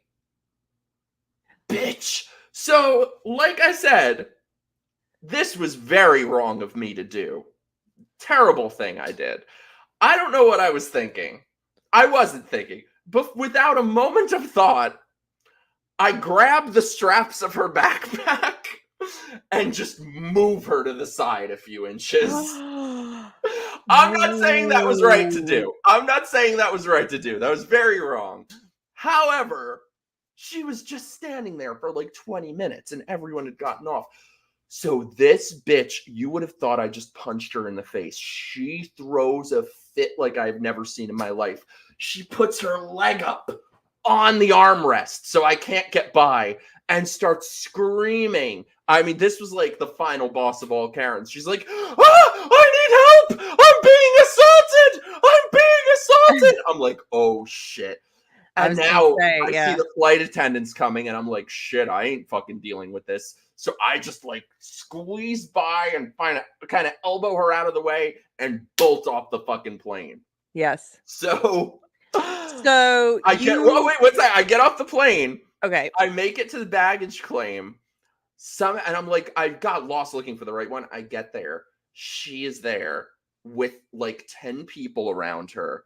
And like they're all giving me dirty looks, and I just hear her. She's pretending to cry. No tears, but she's crying. She's like, I just can't believe violence against women is still a thing. I'm like, oh my god, women. I got my bag and got the fuck out of there before I ended up in jail. Oh gosh. Okay, here's the thing. NTA, not the asshole, but really. I agree, you're not. But when you physically touched her, you opened yourself up to a lawsuit or some kind. She could have pushed those claims further, So you got to be very careful with that. I'm not saying it's right, because sometimes I do believe physical force is justified to move. In this example, to move someone out of your way. It was like, have you ever acted without thinking and then just realized, oh, I said that out loud or something? That was what happened. Yeah. Like, my arms moved independent. Oh yeah. No. Have you ever chat? Thank you, by the way, for backing me up. No, she's the asshole. Justified, not the asshole. I agree. Thank you. As a flight attendant, get your butt off my plane. Thank you. Yeah. She had it coming. Thank you. Yeah. I mean, like I said, I'm aware I was kind of the asshole, but was it Lizzo? She wasn't even that fat. She was like normal size. I was going to say, you couldn't pick Lizzo up by the... No, she wasn't fat. She was just a bitch. I will never forget the image though of her putting her leg up on the seat. She just decided nobody was getting off that plane until she did. A total jerk. Yeah. Just to be a total jerk. But once she started screaming, I was like, oh, I ain't taking responsibility for this. Some people are just like, I think there's a lot more mentally unwell people out there right now. COVID years really, it made some people who already had mental disorders much worse, and then it created new ones. And the COVID years, it made like everybody the hall monitor. I mean, how many fights I got into with people. What was really creepy too, I feel like this has kind of been forgotten. But maybe I don't know if this was just a New York thing or they were doing this everywhere, but I was traveling a lot in 2020. And every time you would land in New York, military men in their fatigues would be there waiting for you. And you would have to give them all your information, your address, your phone number. I would walk right past them. And a couple times they would just be stalking me through the airport, screaming at me. I would just keep walking. I'm like, I'm not giving you shit. Those years really made people, I don't know, it made mental illness worse, I think. Here, I'm sending you something. I don't know if you've seen this yet. If not, we can maybe show this and react to it. It's pretty funny. Oh my God, I heard about this, but I haven't seen it. Okay, wait, let me get it. So the new South Park movie's out. It's called The End of I gotta Obesity. watch it. And they have there's a clip where they make fun of Lizzo, and she watched it for some reason and live streamed herself watching it and reacting to it. Probably a bad idea, Lizzo. Here we go. Wait, Here we go. can you guys hear it? These new Yeah. drugs are pretty Oh, amazing. I don't. I was feeling so ashamed of myself, watching Randy go That's out weird. and exercise all the time and not eating as much. But I just don't have the same kind of willpower he has. Which of the drugs are you on, Sharon? Ozempic, Manjaro? Oh no, I talked to my doctor. He said insurance would only pay for those if I had diabetes. But if you can't afford them, then how are you managing your weight? Don't you know, Sheila? Now there's a whole new obesity drug for those of us who can't afford Ozempic and Manjaro. I told all my cravings to be thinner with Lizzo. FDA approved Lizzo makes you feel good about your weight, and it costs 90% less than Ozempic. I've lowered my standards. I don't know why I have no sound with it, so tell me what she's saying. In case studies, 70% of patients on Lizzo no longer cared how much they weighed. I don't give two shits. Lizzo helps you eat everything you want and keep physical activity to a minimum. Her Some face. patients report constipation while listening to Lizzo. Stop listening to Lizzo if you experience suicidal thoughts. Serious side effects may include pancreatitis, hypothermia, What the and fucking literally album? bleeding out your ears.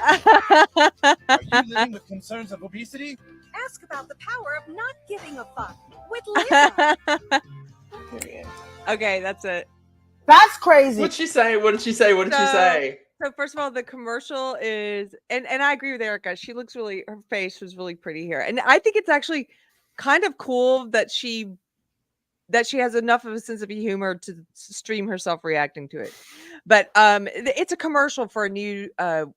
If you can't afford weight loss drugs, you should try Lizzo. I saw that part. And it basically says Lizzo keeps you from giving a crap about what you look like. You can just and then the woman's like, I've let myself go completely and I don't care, and people who take it, 70% of people who take it stop giving a crap about their weight. And so basically it's saying, it's insulting her for not caring about being obese. But she's watching it going, she just is going shocked. And then at the end she says, that's the album. Because the guy's like, at the album, they say listening to her music may cause diarrhea to come out of your ears. I think she was a good sport about it. Yeah, That's cool. Granny Pansy's right. This actually made her seem more human. Yeah, on rewatch, I think it was probably fun. It shows that she has a sense of humor instead of just getting angry, and maybe she's done that too. I don't know, but this little clip is kind of funny. She's just one of these body positivity people, though. Yeah, but I feel bad for her in a way because she's tied herself to that woke mob. And so when she has tried to get healthier, like, I don't know if you've noticed it, but whenever she posts about trying shakes or working out, she gets a ton of hate from her own woke audience. Look how they went after Adele for getting thin. Yes. So she's sort of in a obesity prison that her own fandom has created, her woke fans. She needs to tell her woke fans to take a hike. I don't care what you think about me losing weight. I'm going to get healthy. I don't care what you think. That's what she should do. But, then that would require walking through the fear of what happens if I lose my fans. Who cares? Walk through that fear, girl. It's just so crazy, though, that people would they prioritize adulation from strangers over their own health. Yeah. Double think. I noticed this the other day. I just noticed the Blessed Mother behind Keri. I know, and I feel bad. I'm like, poor Virgin Mary having to hear such horrid things. This is my blue room, and I think because I like her blue. And I think she looks great in here. I actually found that at a thrift store in New Hampshire, I think it was, a few years ago. And I was like, I don't care what I'm going to get this on the plane because it was a good price. And lately I've really started I like religious art. I've had a few people give me different, like, you can't see it, but I have an Orthodox friend who gave me this Jesus icon up there, and a lot of the Orthodox art's really beautiful. I love it. But yeah. Well, yeah, Erica, see, you can be obese and healthy. And so for an obese bitch to not want to be obese would be saying that obesity is unhealthy. Erica, so It's the white cisgender patriarchy of oppression. So or something. woke ideology, social justice ideology, they have now, it's a belief system that says the best way to look at the world is as a struggle for power among identity groups, and that we have to redistribute power. And they break down every identity group into the oppressor groups and the oppressed groups. So if you look at race, they say white people are the oppressor and everyone else is the oppressed. If you look at sex, they say men are the oppressor, women are the oppressed. If you look at sexuality, they say straight people are the oppressor, right? And gay people are the oppressed, and on and on and on. So they keep coming up with these new categories of identity that they pull into it. And you will fat acceptance movement and the body positivity acceptance movement has been pulled into it. And so they use all the same woke language now. They talk about how fat people are the oppressed and how average weight people are the oppressor. And I'm not kidding you. I interviewed a girl, Starzan, who was in the fat positive. She was in the fat positive part of social justice. And they will accuse you, if you start to lose weight in this woke fat positive space, they will accuse you of being racist if you lose weight. And they've connected it all together. You're part of the cis white heteropatriarchy if you lose weight. You're siding with the oppressor if you lose weight. It sounds insane, because it is.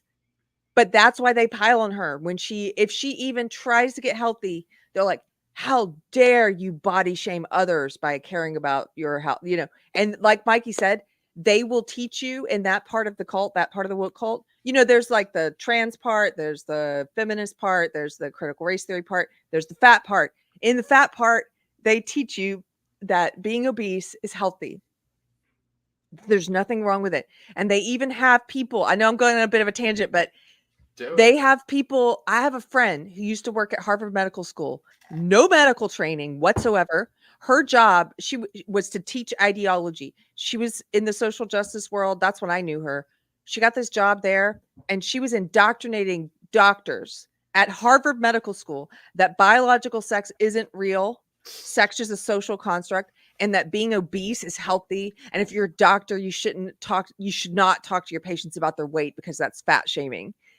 This is what is being taught to one of the best medical schools in the country. They have activists coming in and teaching this crap. It's insane. It's insane. Ferdinand, thank you so much. Wonderful to see you two together. Well, she is my favorite after all. Alan Scott is the fat part picker. Lizzo can't tell her woke fans to take a hike. They're too fat to stand, much less hike. Well, the funny thing too is that all of these woke fucks associate the most negative things imaginable with minorities. Like, they'll call that racist. It's like, so are you saying all black people are fat? They do associate. Yeah, you're right. I covered this video recently. Oh my god, it was torture. This YouTuber, In Praise of Shadows, did this almost 4-hour video about conservatives in horror movies, how terrible. And he barely even talked about what the video was titled.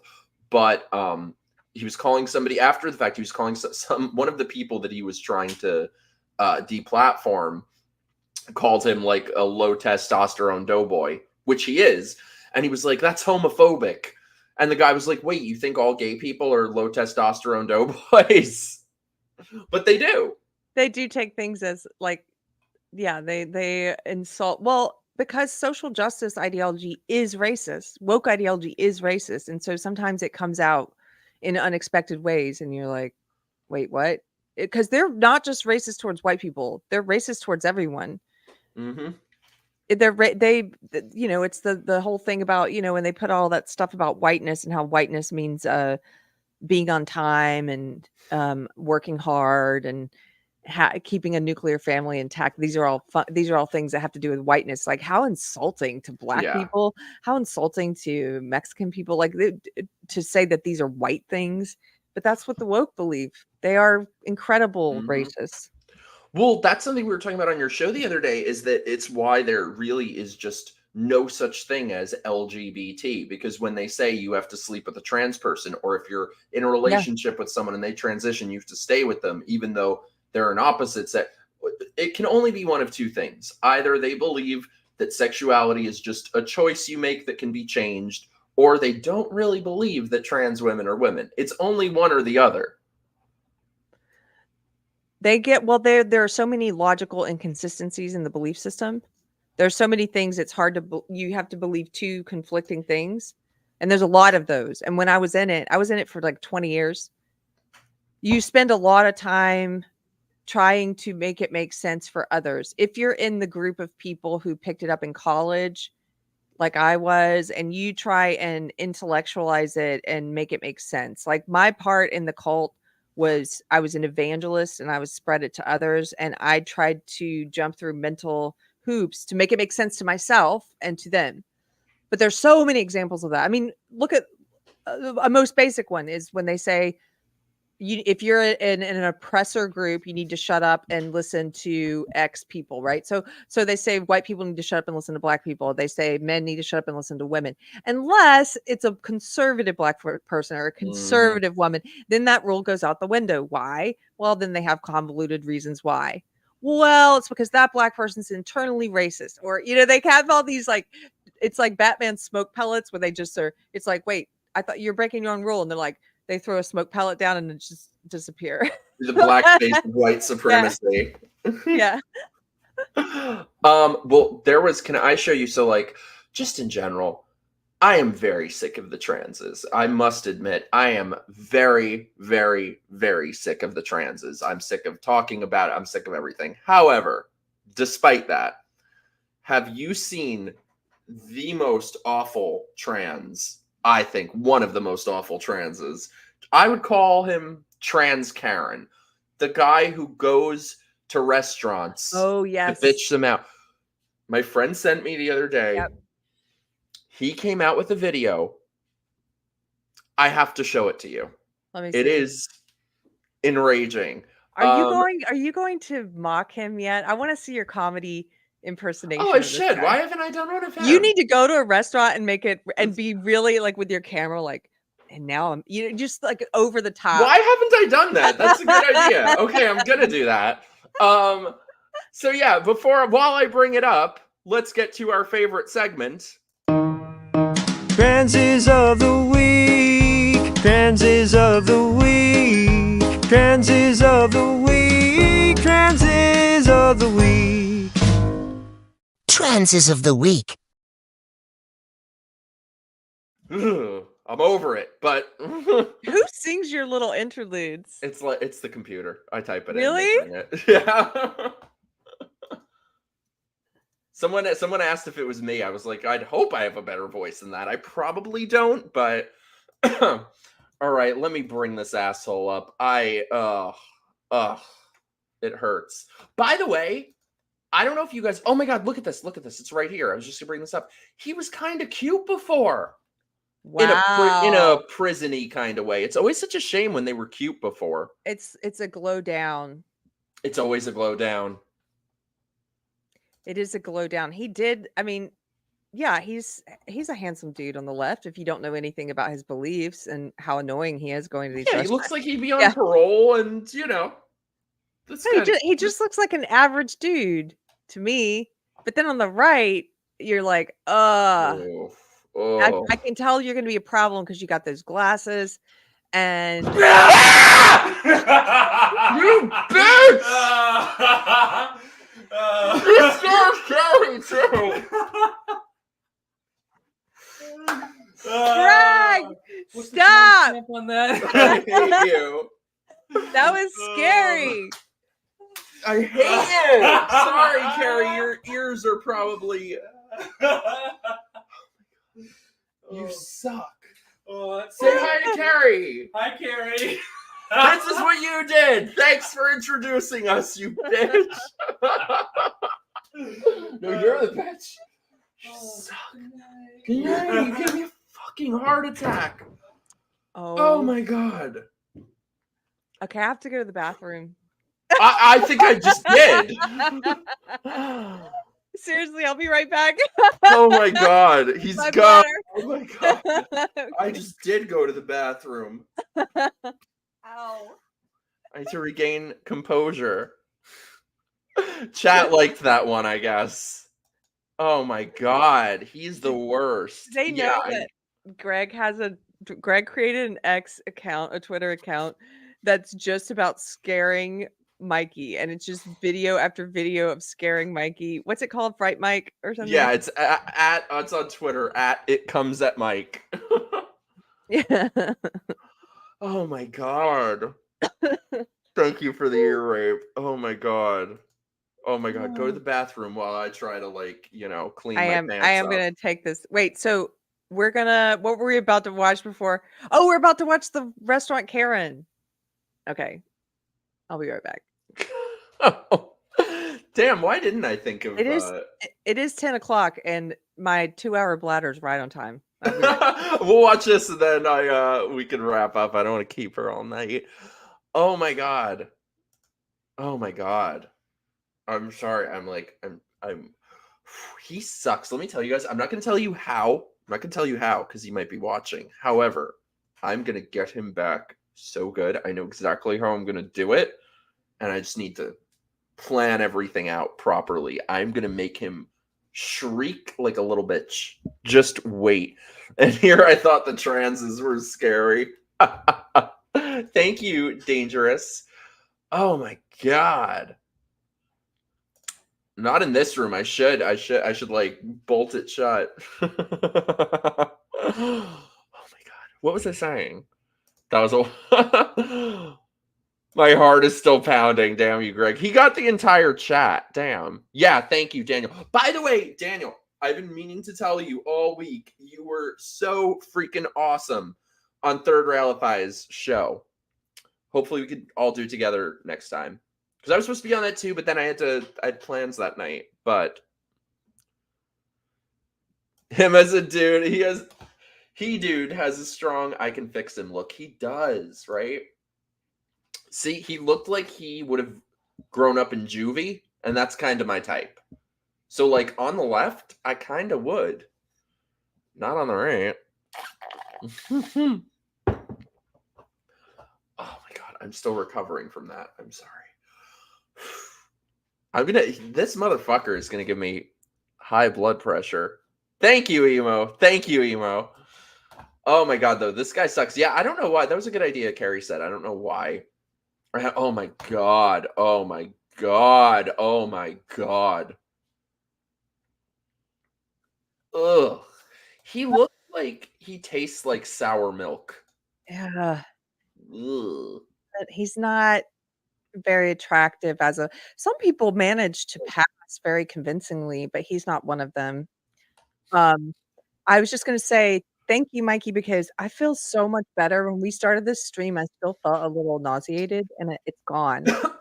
See, well, for one of two reasons. Either this guy is so nauseating that your sickness is nothing by comparison, or Greg just scared it out of you. I just suddenly realized, like, oh, I don't feel like I have to throw up anymore, which is good. Oh my god.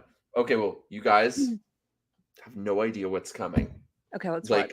Multiple friends of mine sent me this because they knew it would trigger me.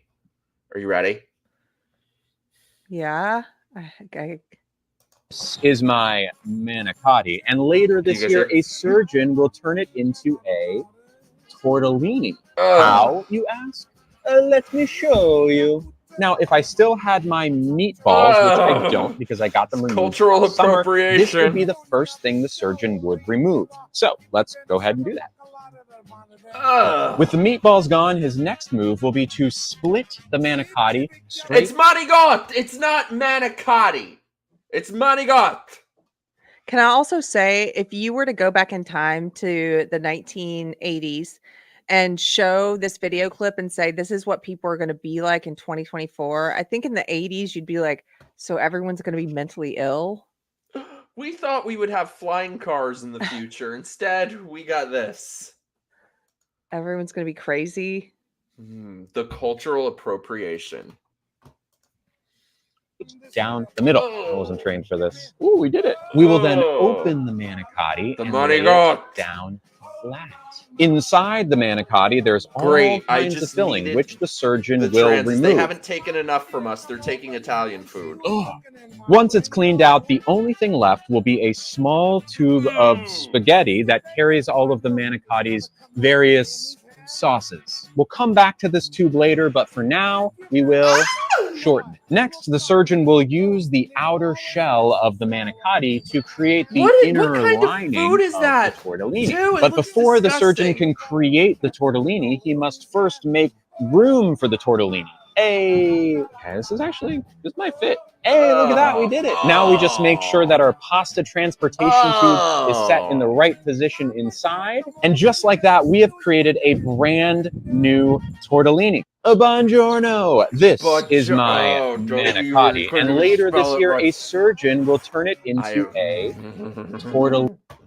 This guy's gross. And, I just want to remind him and anyone who might be watching, speaking of Reddit, which we looked at earlier, there are insane horror stories from some of these surgeries and the things that people have to put up with for life. Now, I'm not saying that every person has to go through this, but there are enough of them that they should not be pushing people into this as if it's safe and always going to have a good outcome. And it's just so. Oh, he does these. Wait, let me find it. He does these. Forget in public. He does these at fucking Disney World. Look. In front of kids. Oh, he loves Disney World. I'm going to get banned from Disney. I swear, we're about to get banned from Disney. Last summer, so I got my... Oh, how did I know? I didn't see it before, but I was like, he seems like the type of person who would have the bull piercing. They always need the bull piercing, and they always need the bangs that go, like the Gale Weathers Scream 3 bangs.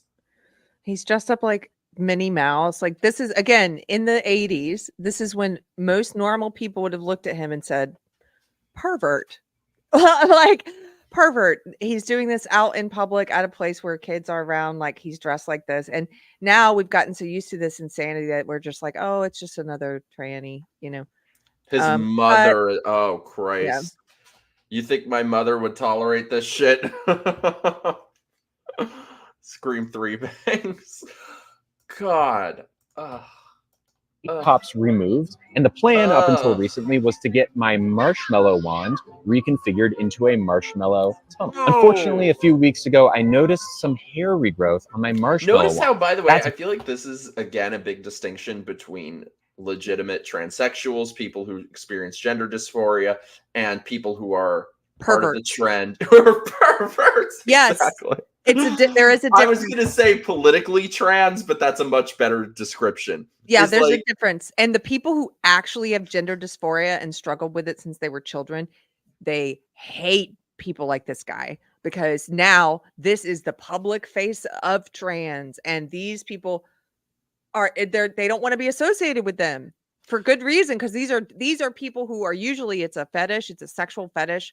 These people who are coming to it late in life and they're autogonophiles and it's related to sex for them and it's an erotic thing for them.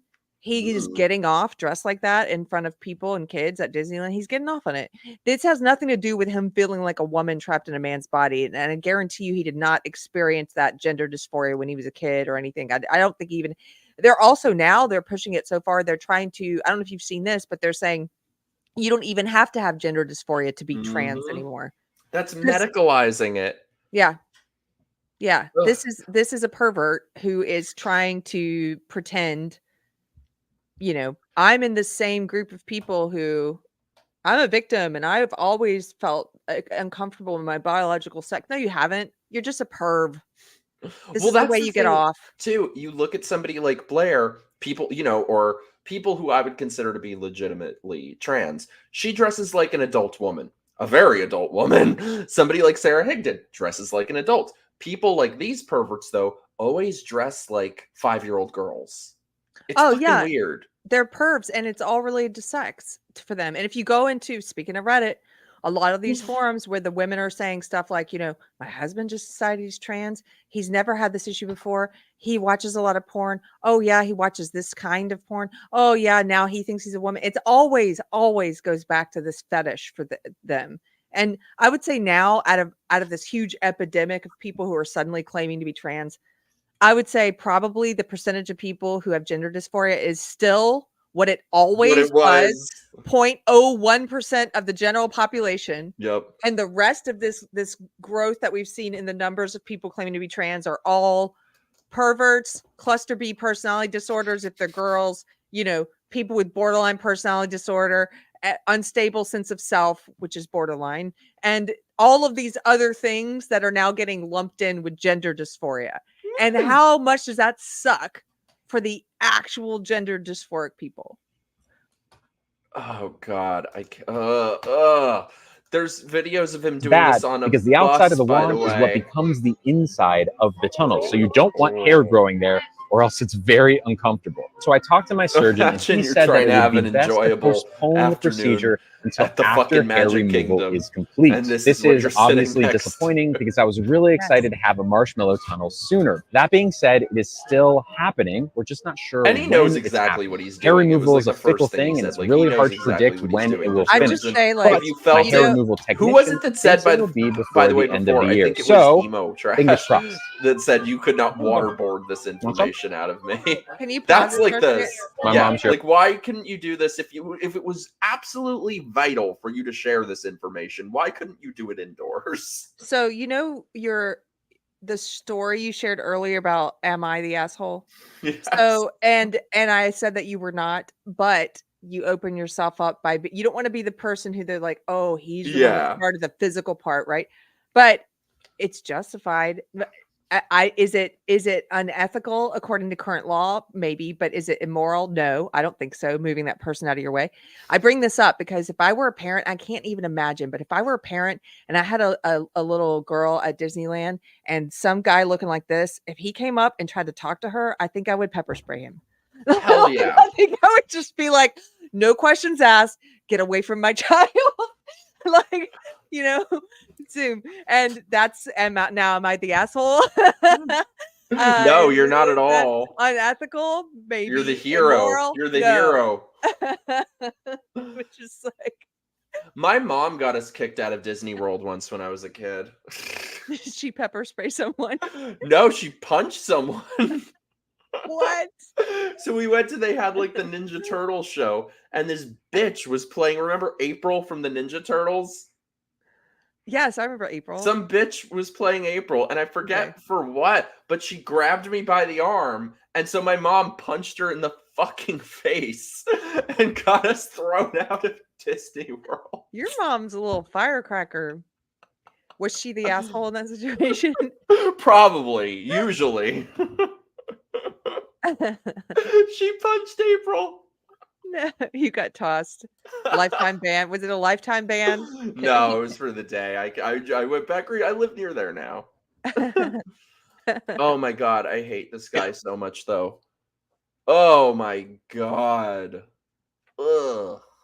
I would rather encounter Dylan than this person. Yeah. Any day. Like, that would be quite an insufferable afternoon. But I meant to mention, a bunch of you guys said this is a pervert. Yeah, get this. I saw somebody had posted screenshots from his Discord.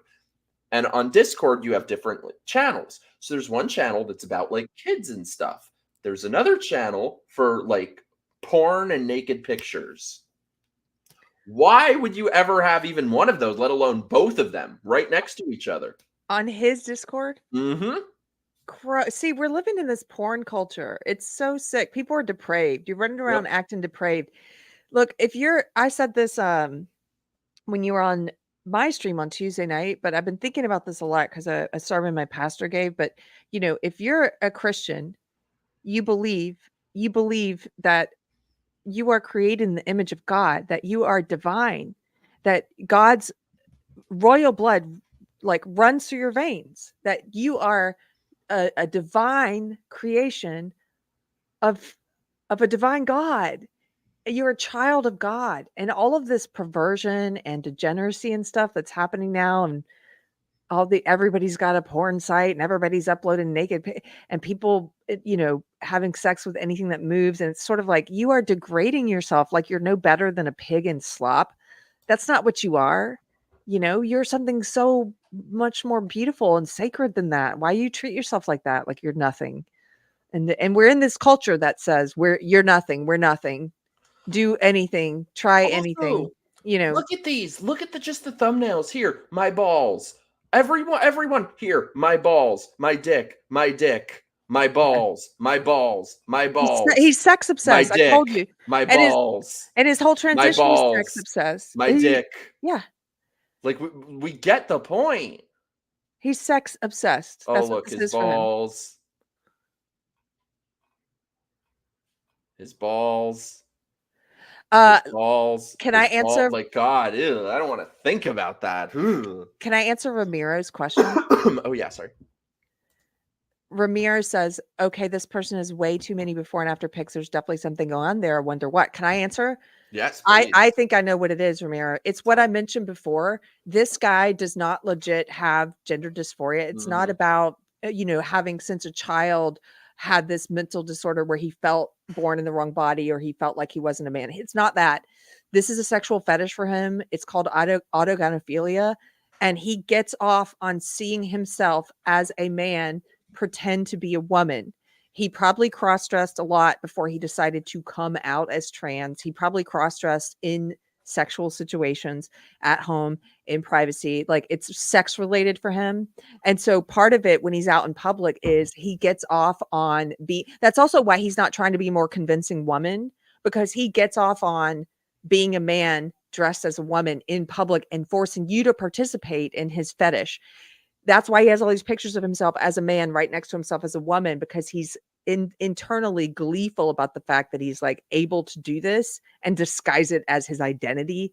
This guy, it's all a sexual fetish for him. He's going to have, I guarantee you, going to keep having tons of pictures of himself as a man and all the pictures of himself dressed as a woman, because he needs both to get off. I think that's what it is. Yeah. AGP. Erica, autogynephilia. A pervert. Yes, he's a pervert. Just a perv. We need to bring back the word pervert. We need to start shaming perverts. Like we need to bring back shame in general. Like when people talk about, oh, we need to get rid of the stigma. No. We need to bring back some stigma, because what is stigma? Stigma is a good thing. Stigma is a form of self-defense against things that are bad for you or bad for others.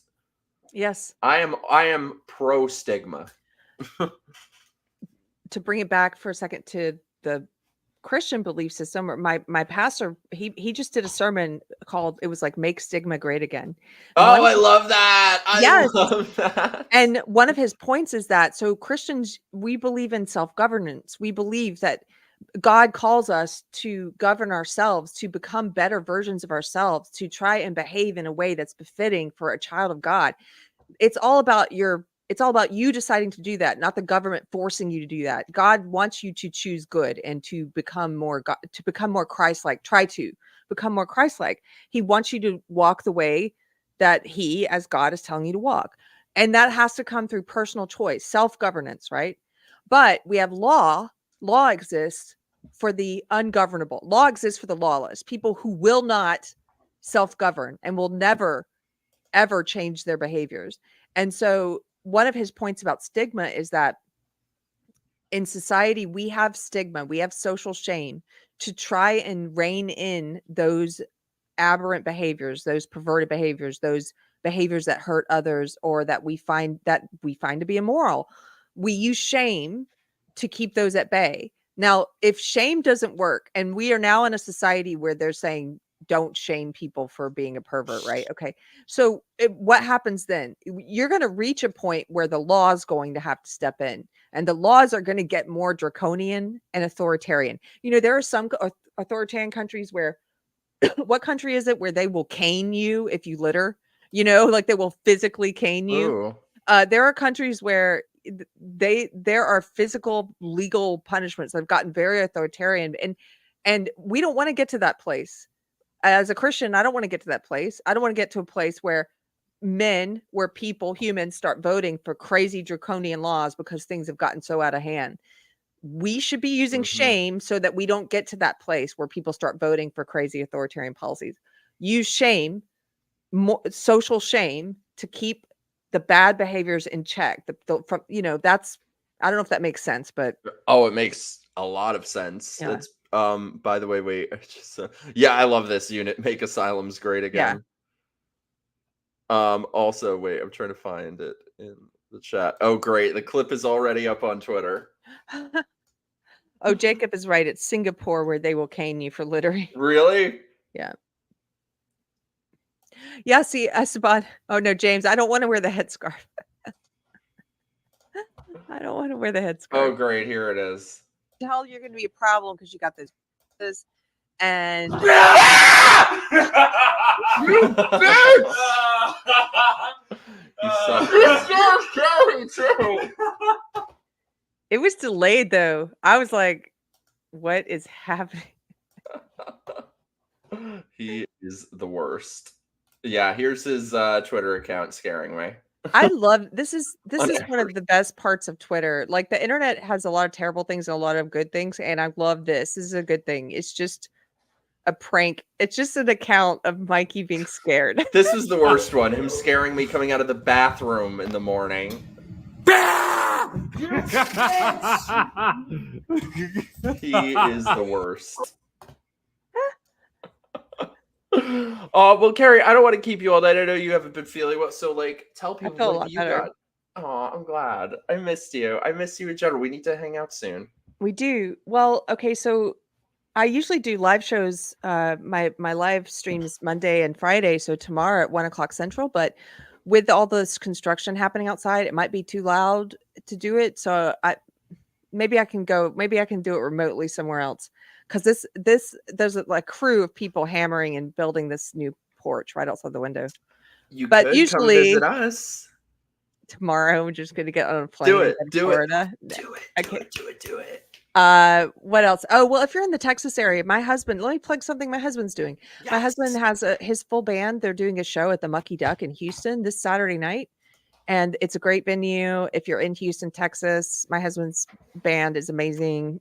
His name's Anthony Garcia, and I'll be there. So come on out. I'd love to meet you. I've met several people from my chat at some of his shows, which has been fun. And yeah, we've got, so on my channel, in addition to the Monday and Friday streams, every 2 weeks we do a Christian panel. And so if you're interested in that, you don't have to be a believer to be in the chat, but if you're just interested in like, hey, what's a Christian perspective? It's me, it's Brahma Bull, Michelle from Force of Light, and Odin from OMB Reviews and FNT. And then we have a special guest usually for each one. We've had Gothics, we've had Chrissy Mayer, we've had Samuel Say. We have different guests, and we do different cultural topics, or sometimes we do movie reviews. So that happens every other Wednesday. And then I have pop culture with my friend Mystery Chris, and now we have this new show, which is reading Reddit. And you're going to come back and do it. Oh yeah, I'm coming back. It is always a yes for me to spend any time with you, my love. Yes. Yes, though, Anthony's amazing. You guys have to. I love hanging out with you. I miss you. Thank you, Leah. That's so sweet. Yeah, Anthony is the best. Ooh, I have a SCOTUS podcast and I want Mike to come on. You should come on too. I am down anytime. Let me know. SCOTUS. Is that a disease? I'm kidding. Supreme Court. I know. It sounds like one, though. It really does. Hit me up on X. Hit me and Mikey up on X. Yes, I'm so down. Well, I will have another fun. So what I'm thinking I'm doing is like I'm streaming twice a week. One will be like a normal episode, and the other will be a fun kind of thing, like games, movies, cooking, whatever. So we're gonna have another gaming stream on Sunday, I think. This is gonna be kind of like a more interactive one, because in the past we just like played video games. We're gonna do Jackbox games though, where like chat can play with us and stuff. So it should be fun. Oh, hey. Thanks, Eric. You're not so bad yourself, I suppose. He says you're cute. You really have to do a parody of this restaurant, Karen. I can't believe that never occurred to me. I'm putting in a special request for that. And then also, if you're doing cooking, there's this whole creepy part of the internet called Tradwife YouTube stuff where they film themselves cooking these impossible things and they speak with that ASMR voice and they try to be all sexy while they're cooking. Like I made my own bubble gum today. Why? I should try to recreate them. You should call it but make a mess out of it. You should call it Chadwife. I love you. Or you could probably think of an Italian pun. No. I think that's perfect.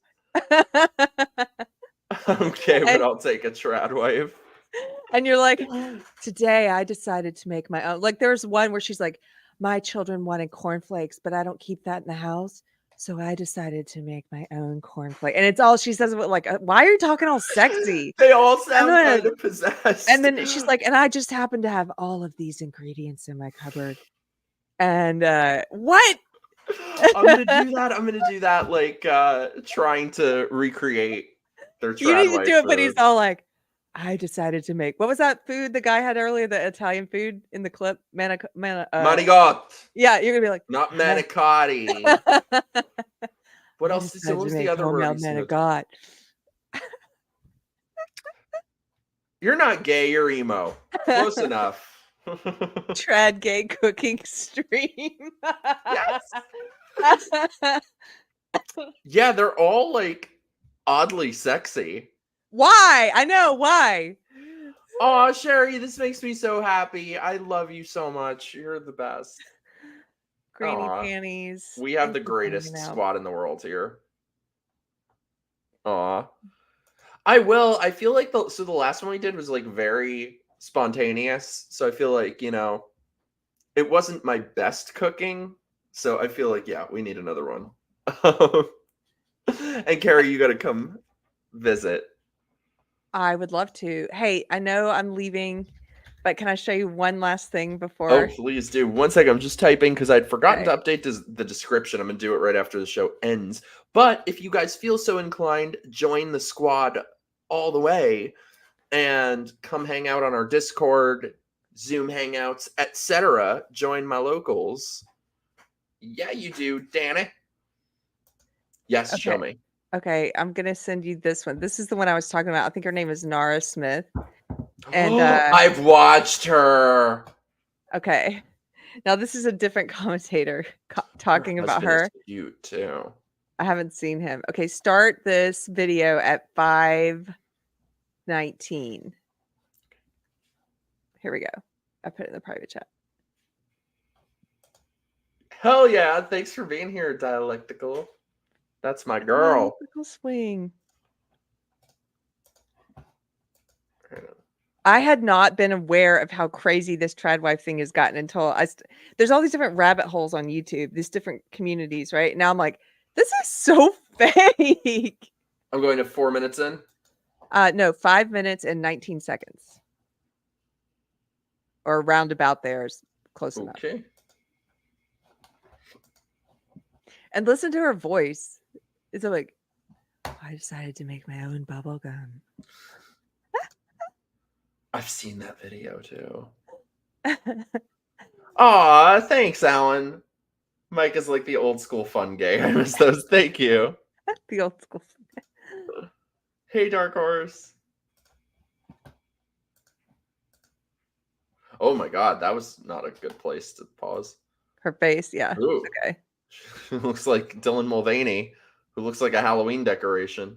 Basis, and she posts mostly cooking content. Here's one that I think you'll enjoy. This morning, my toddlers requested some cornflakes for breakfast. I didn't keep those in the house, so I just decided to make them. I combined some cornmeal, corn flour, and a tablespoon of coconut sugar with some water until it was batter-like consistency. You don't keep cereal in the house, but you have cornmeal, corn flour, and coconut sugar laying around. Okay, let's go with it.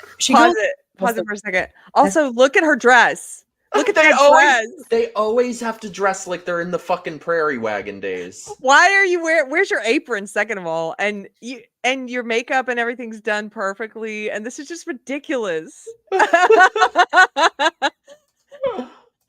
over an hour in the oven for these to bake and get really crispy. My guess is that start to finish, the whole process took at least a couple hours. My question is, who has toddlers that are willing to wait hours for a bowl of cereal? And what mom of toddlers has this kind of time? I'm the mom of a toddler. I don't have this kind of time. I can tell you that. This next one is even more absurd, if you can believe it. My sister's in town to visit, and she's been craving bubblegum so bad, but she ran out, so I just decided to make it for her.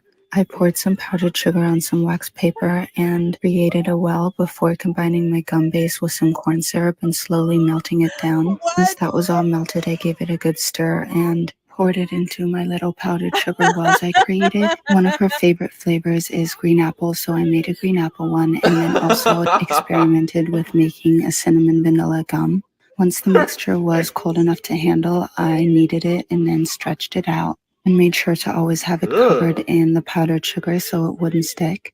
Then I rolled out my gum, cut it into equal pieces, and decided to love bake how a she little has gum her ball. tits focused Once all the on green there. apple ones were formed, I moved on to my cinnamon vanilla ones Like, that's and not set them aside intentional. before tossing them in some more powdered sugar. To keep them fresh, I placed them in some wax paper, twisted the sides, and repeated that process with all of them. And then they were ready to try. These tasted even better than store-bought gum, and she was so excited. Okay, The cinnamon vanilla ones tasted like a... That's amazing. What? I have to recreate these. You have to do them. But and you need to be, because it's parody, it needs to be so over the top, and you need to be like, I didn't have that laying around, but I did have, and then name some very esoteric, complicated things that you happen to have in your, but I did happen to have some of this, something you can only buy from specialty shops, and like, oh, you had that laying around? You did? Oh, I love it. Oh my God, I can't wait to start doing these. Thank you. Jeez, you figure out all the best shit for Ray. Ramiro. No. So stupid. Individually wrapped. Tits hanging out, just like traditional wives of the 50s. Right. Thank you. I mean, I'm trying to make that a thing, kinda. Yeah, I would consider myself trying to. Which means, my nipples are hanging out half the time. But for a gay, that's like the traddest you're gonna get. By the way, this is how all these ladies talk. They all talk like that, right? It's so weird. It's an ASMR thing, My children wanted that, I didn't have it laying around. Should they make their children sound like the fucking children of the corn? My children. My children wanted eggs for breakfast, but I don't have that laying around. I do have chickens, so I waited for them to, it's like. Oh my God. Yeah, it sounds very culty. I need to finish watching that culty documentary tonight about the TikTokers and the cult. I watched the first episode. That's a good one. Okay, I am gonna take off now. Thank you for having me. Too. I love you so much. You are the greatest.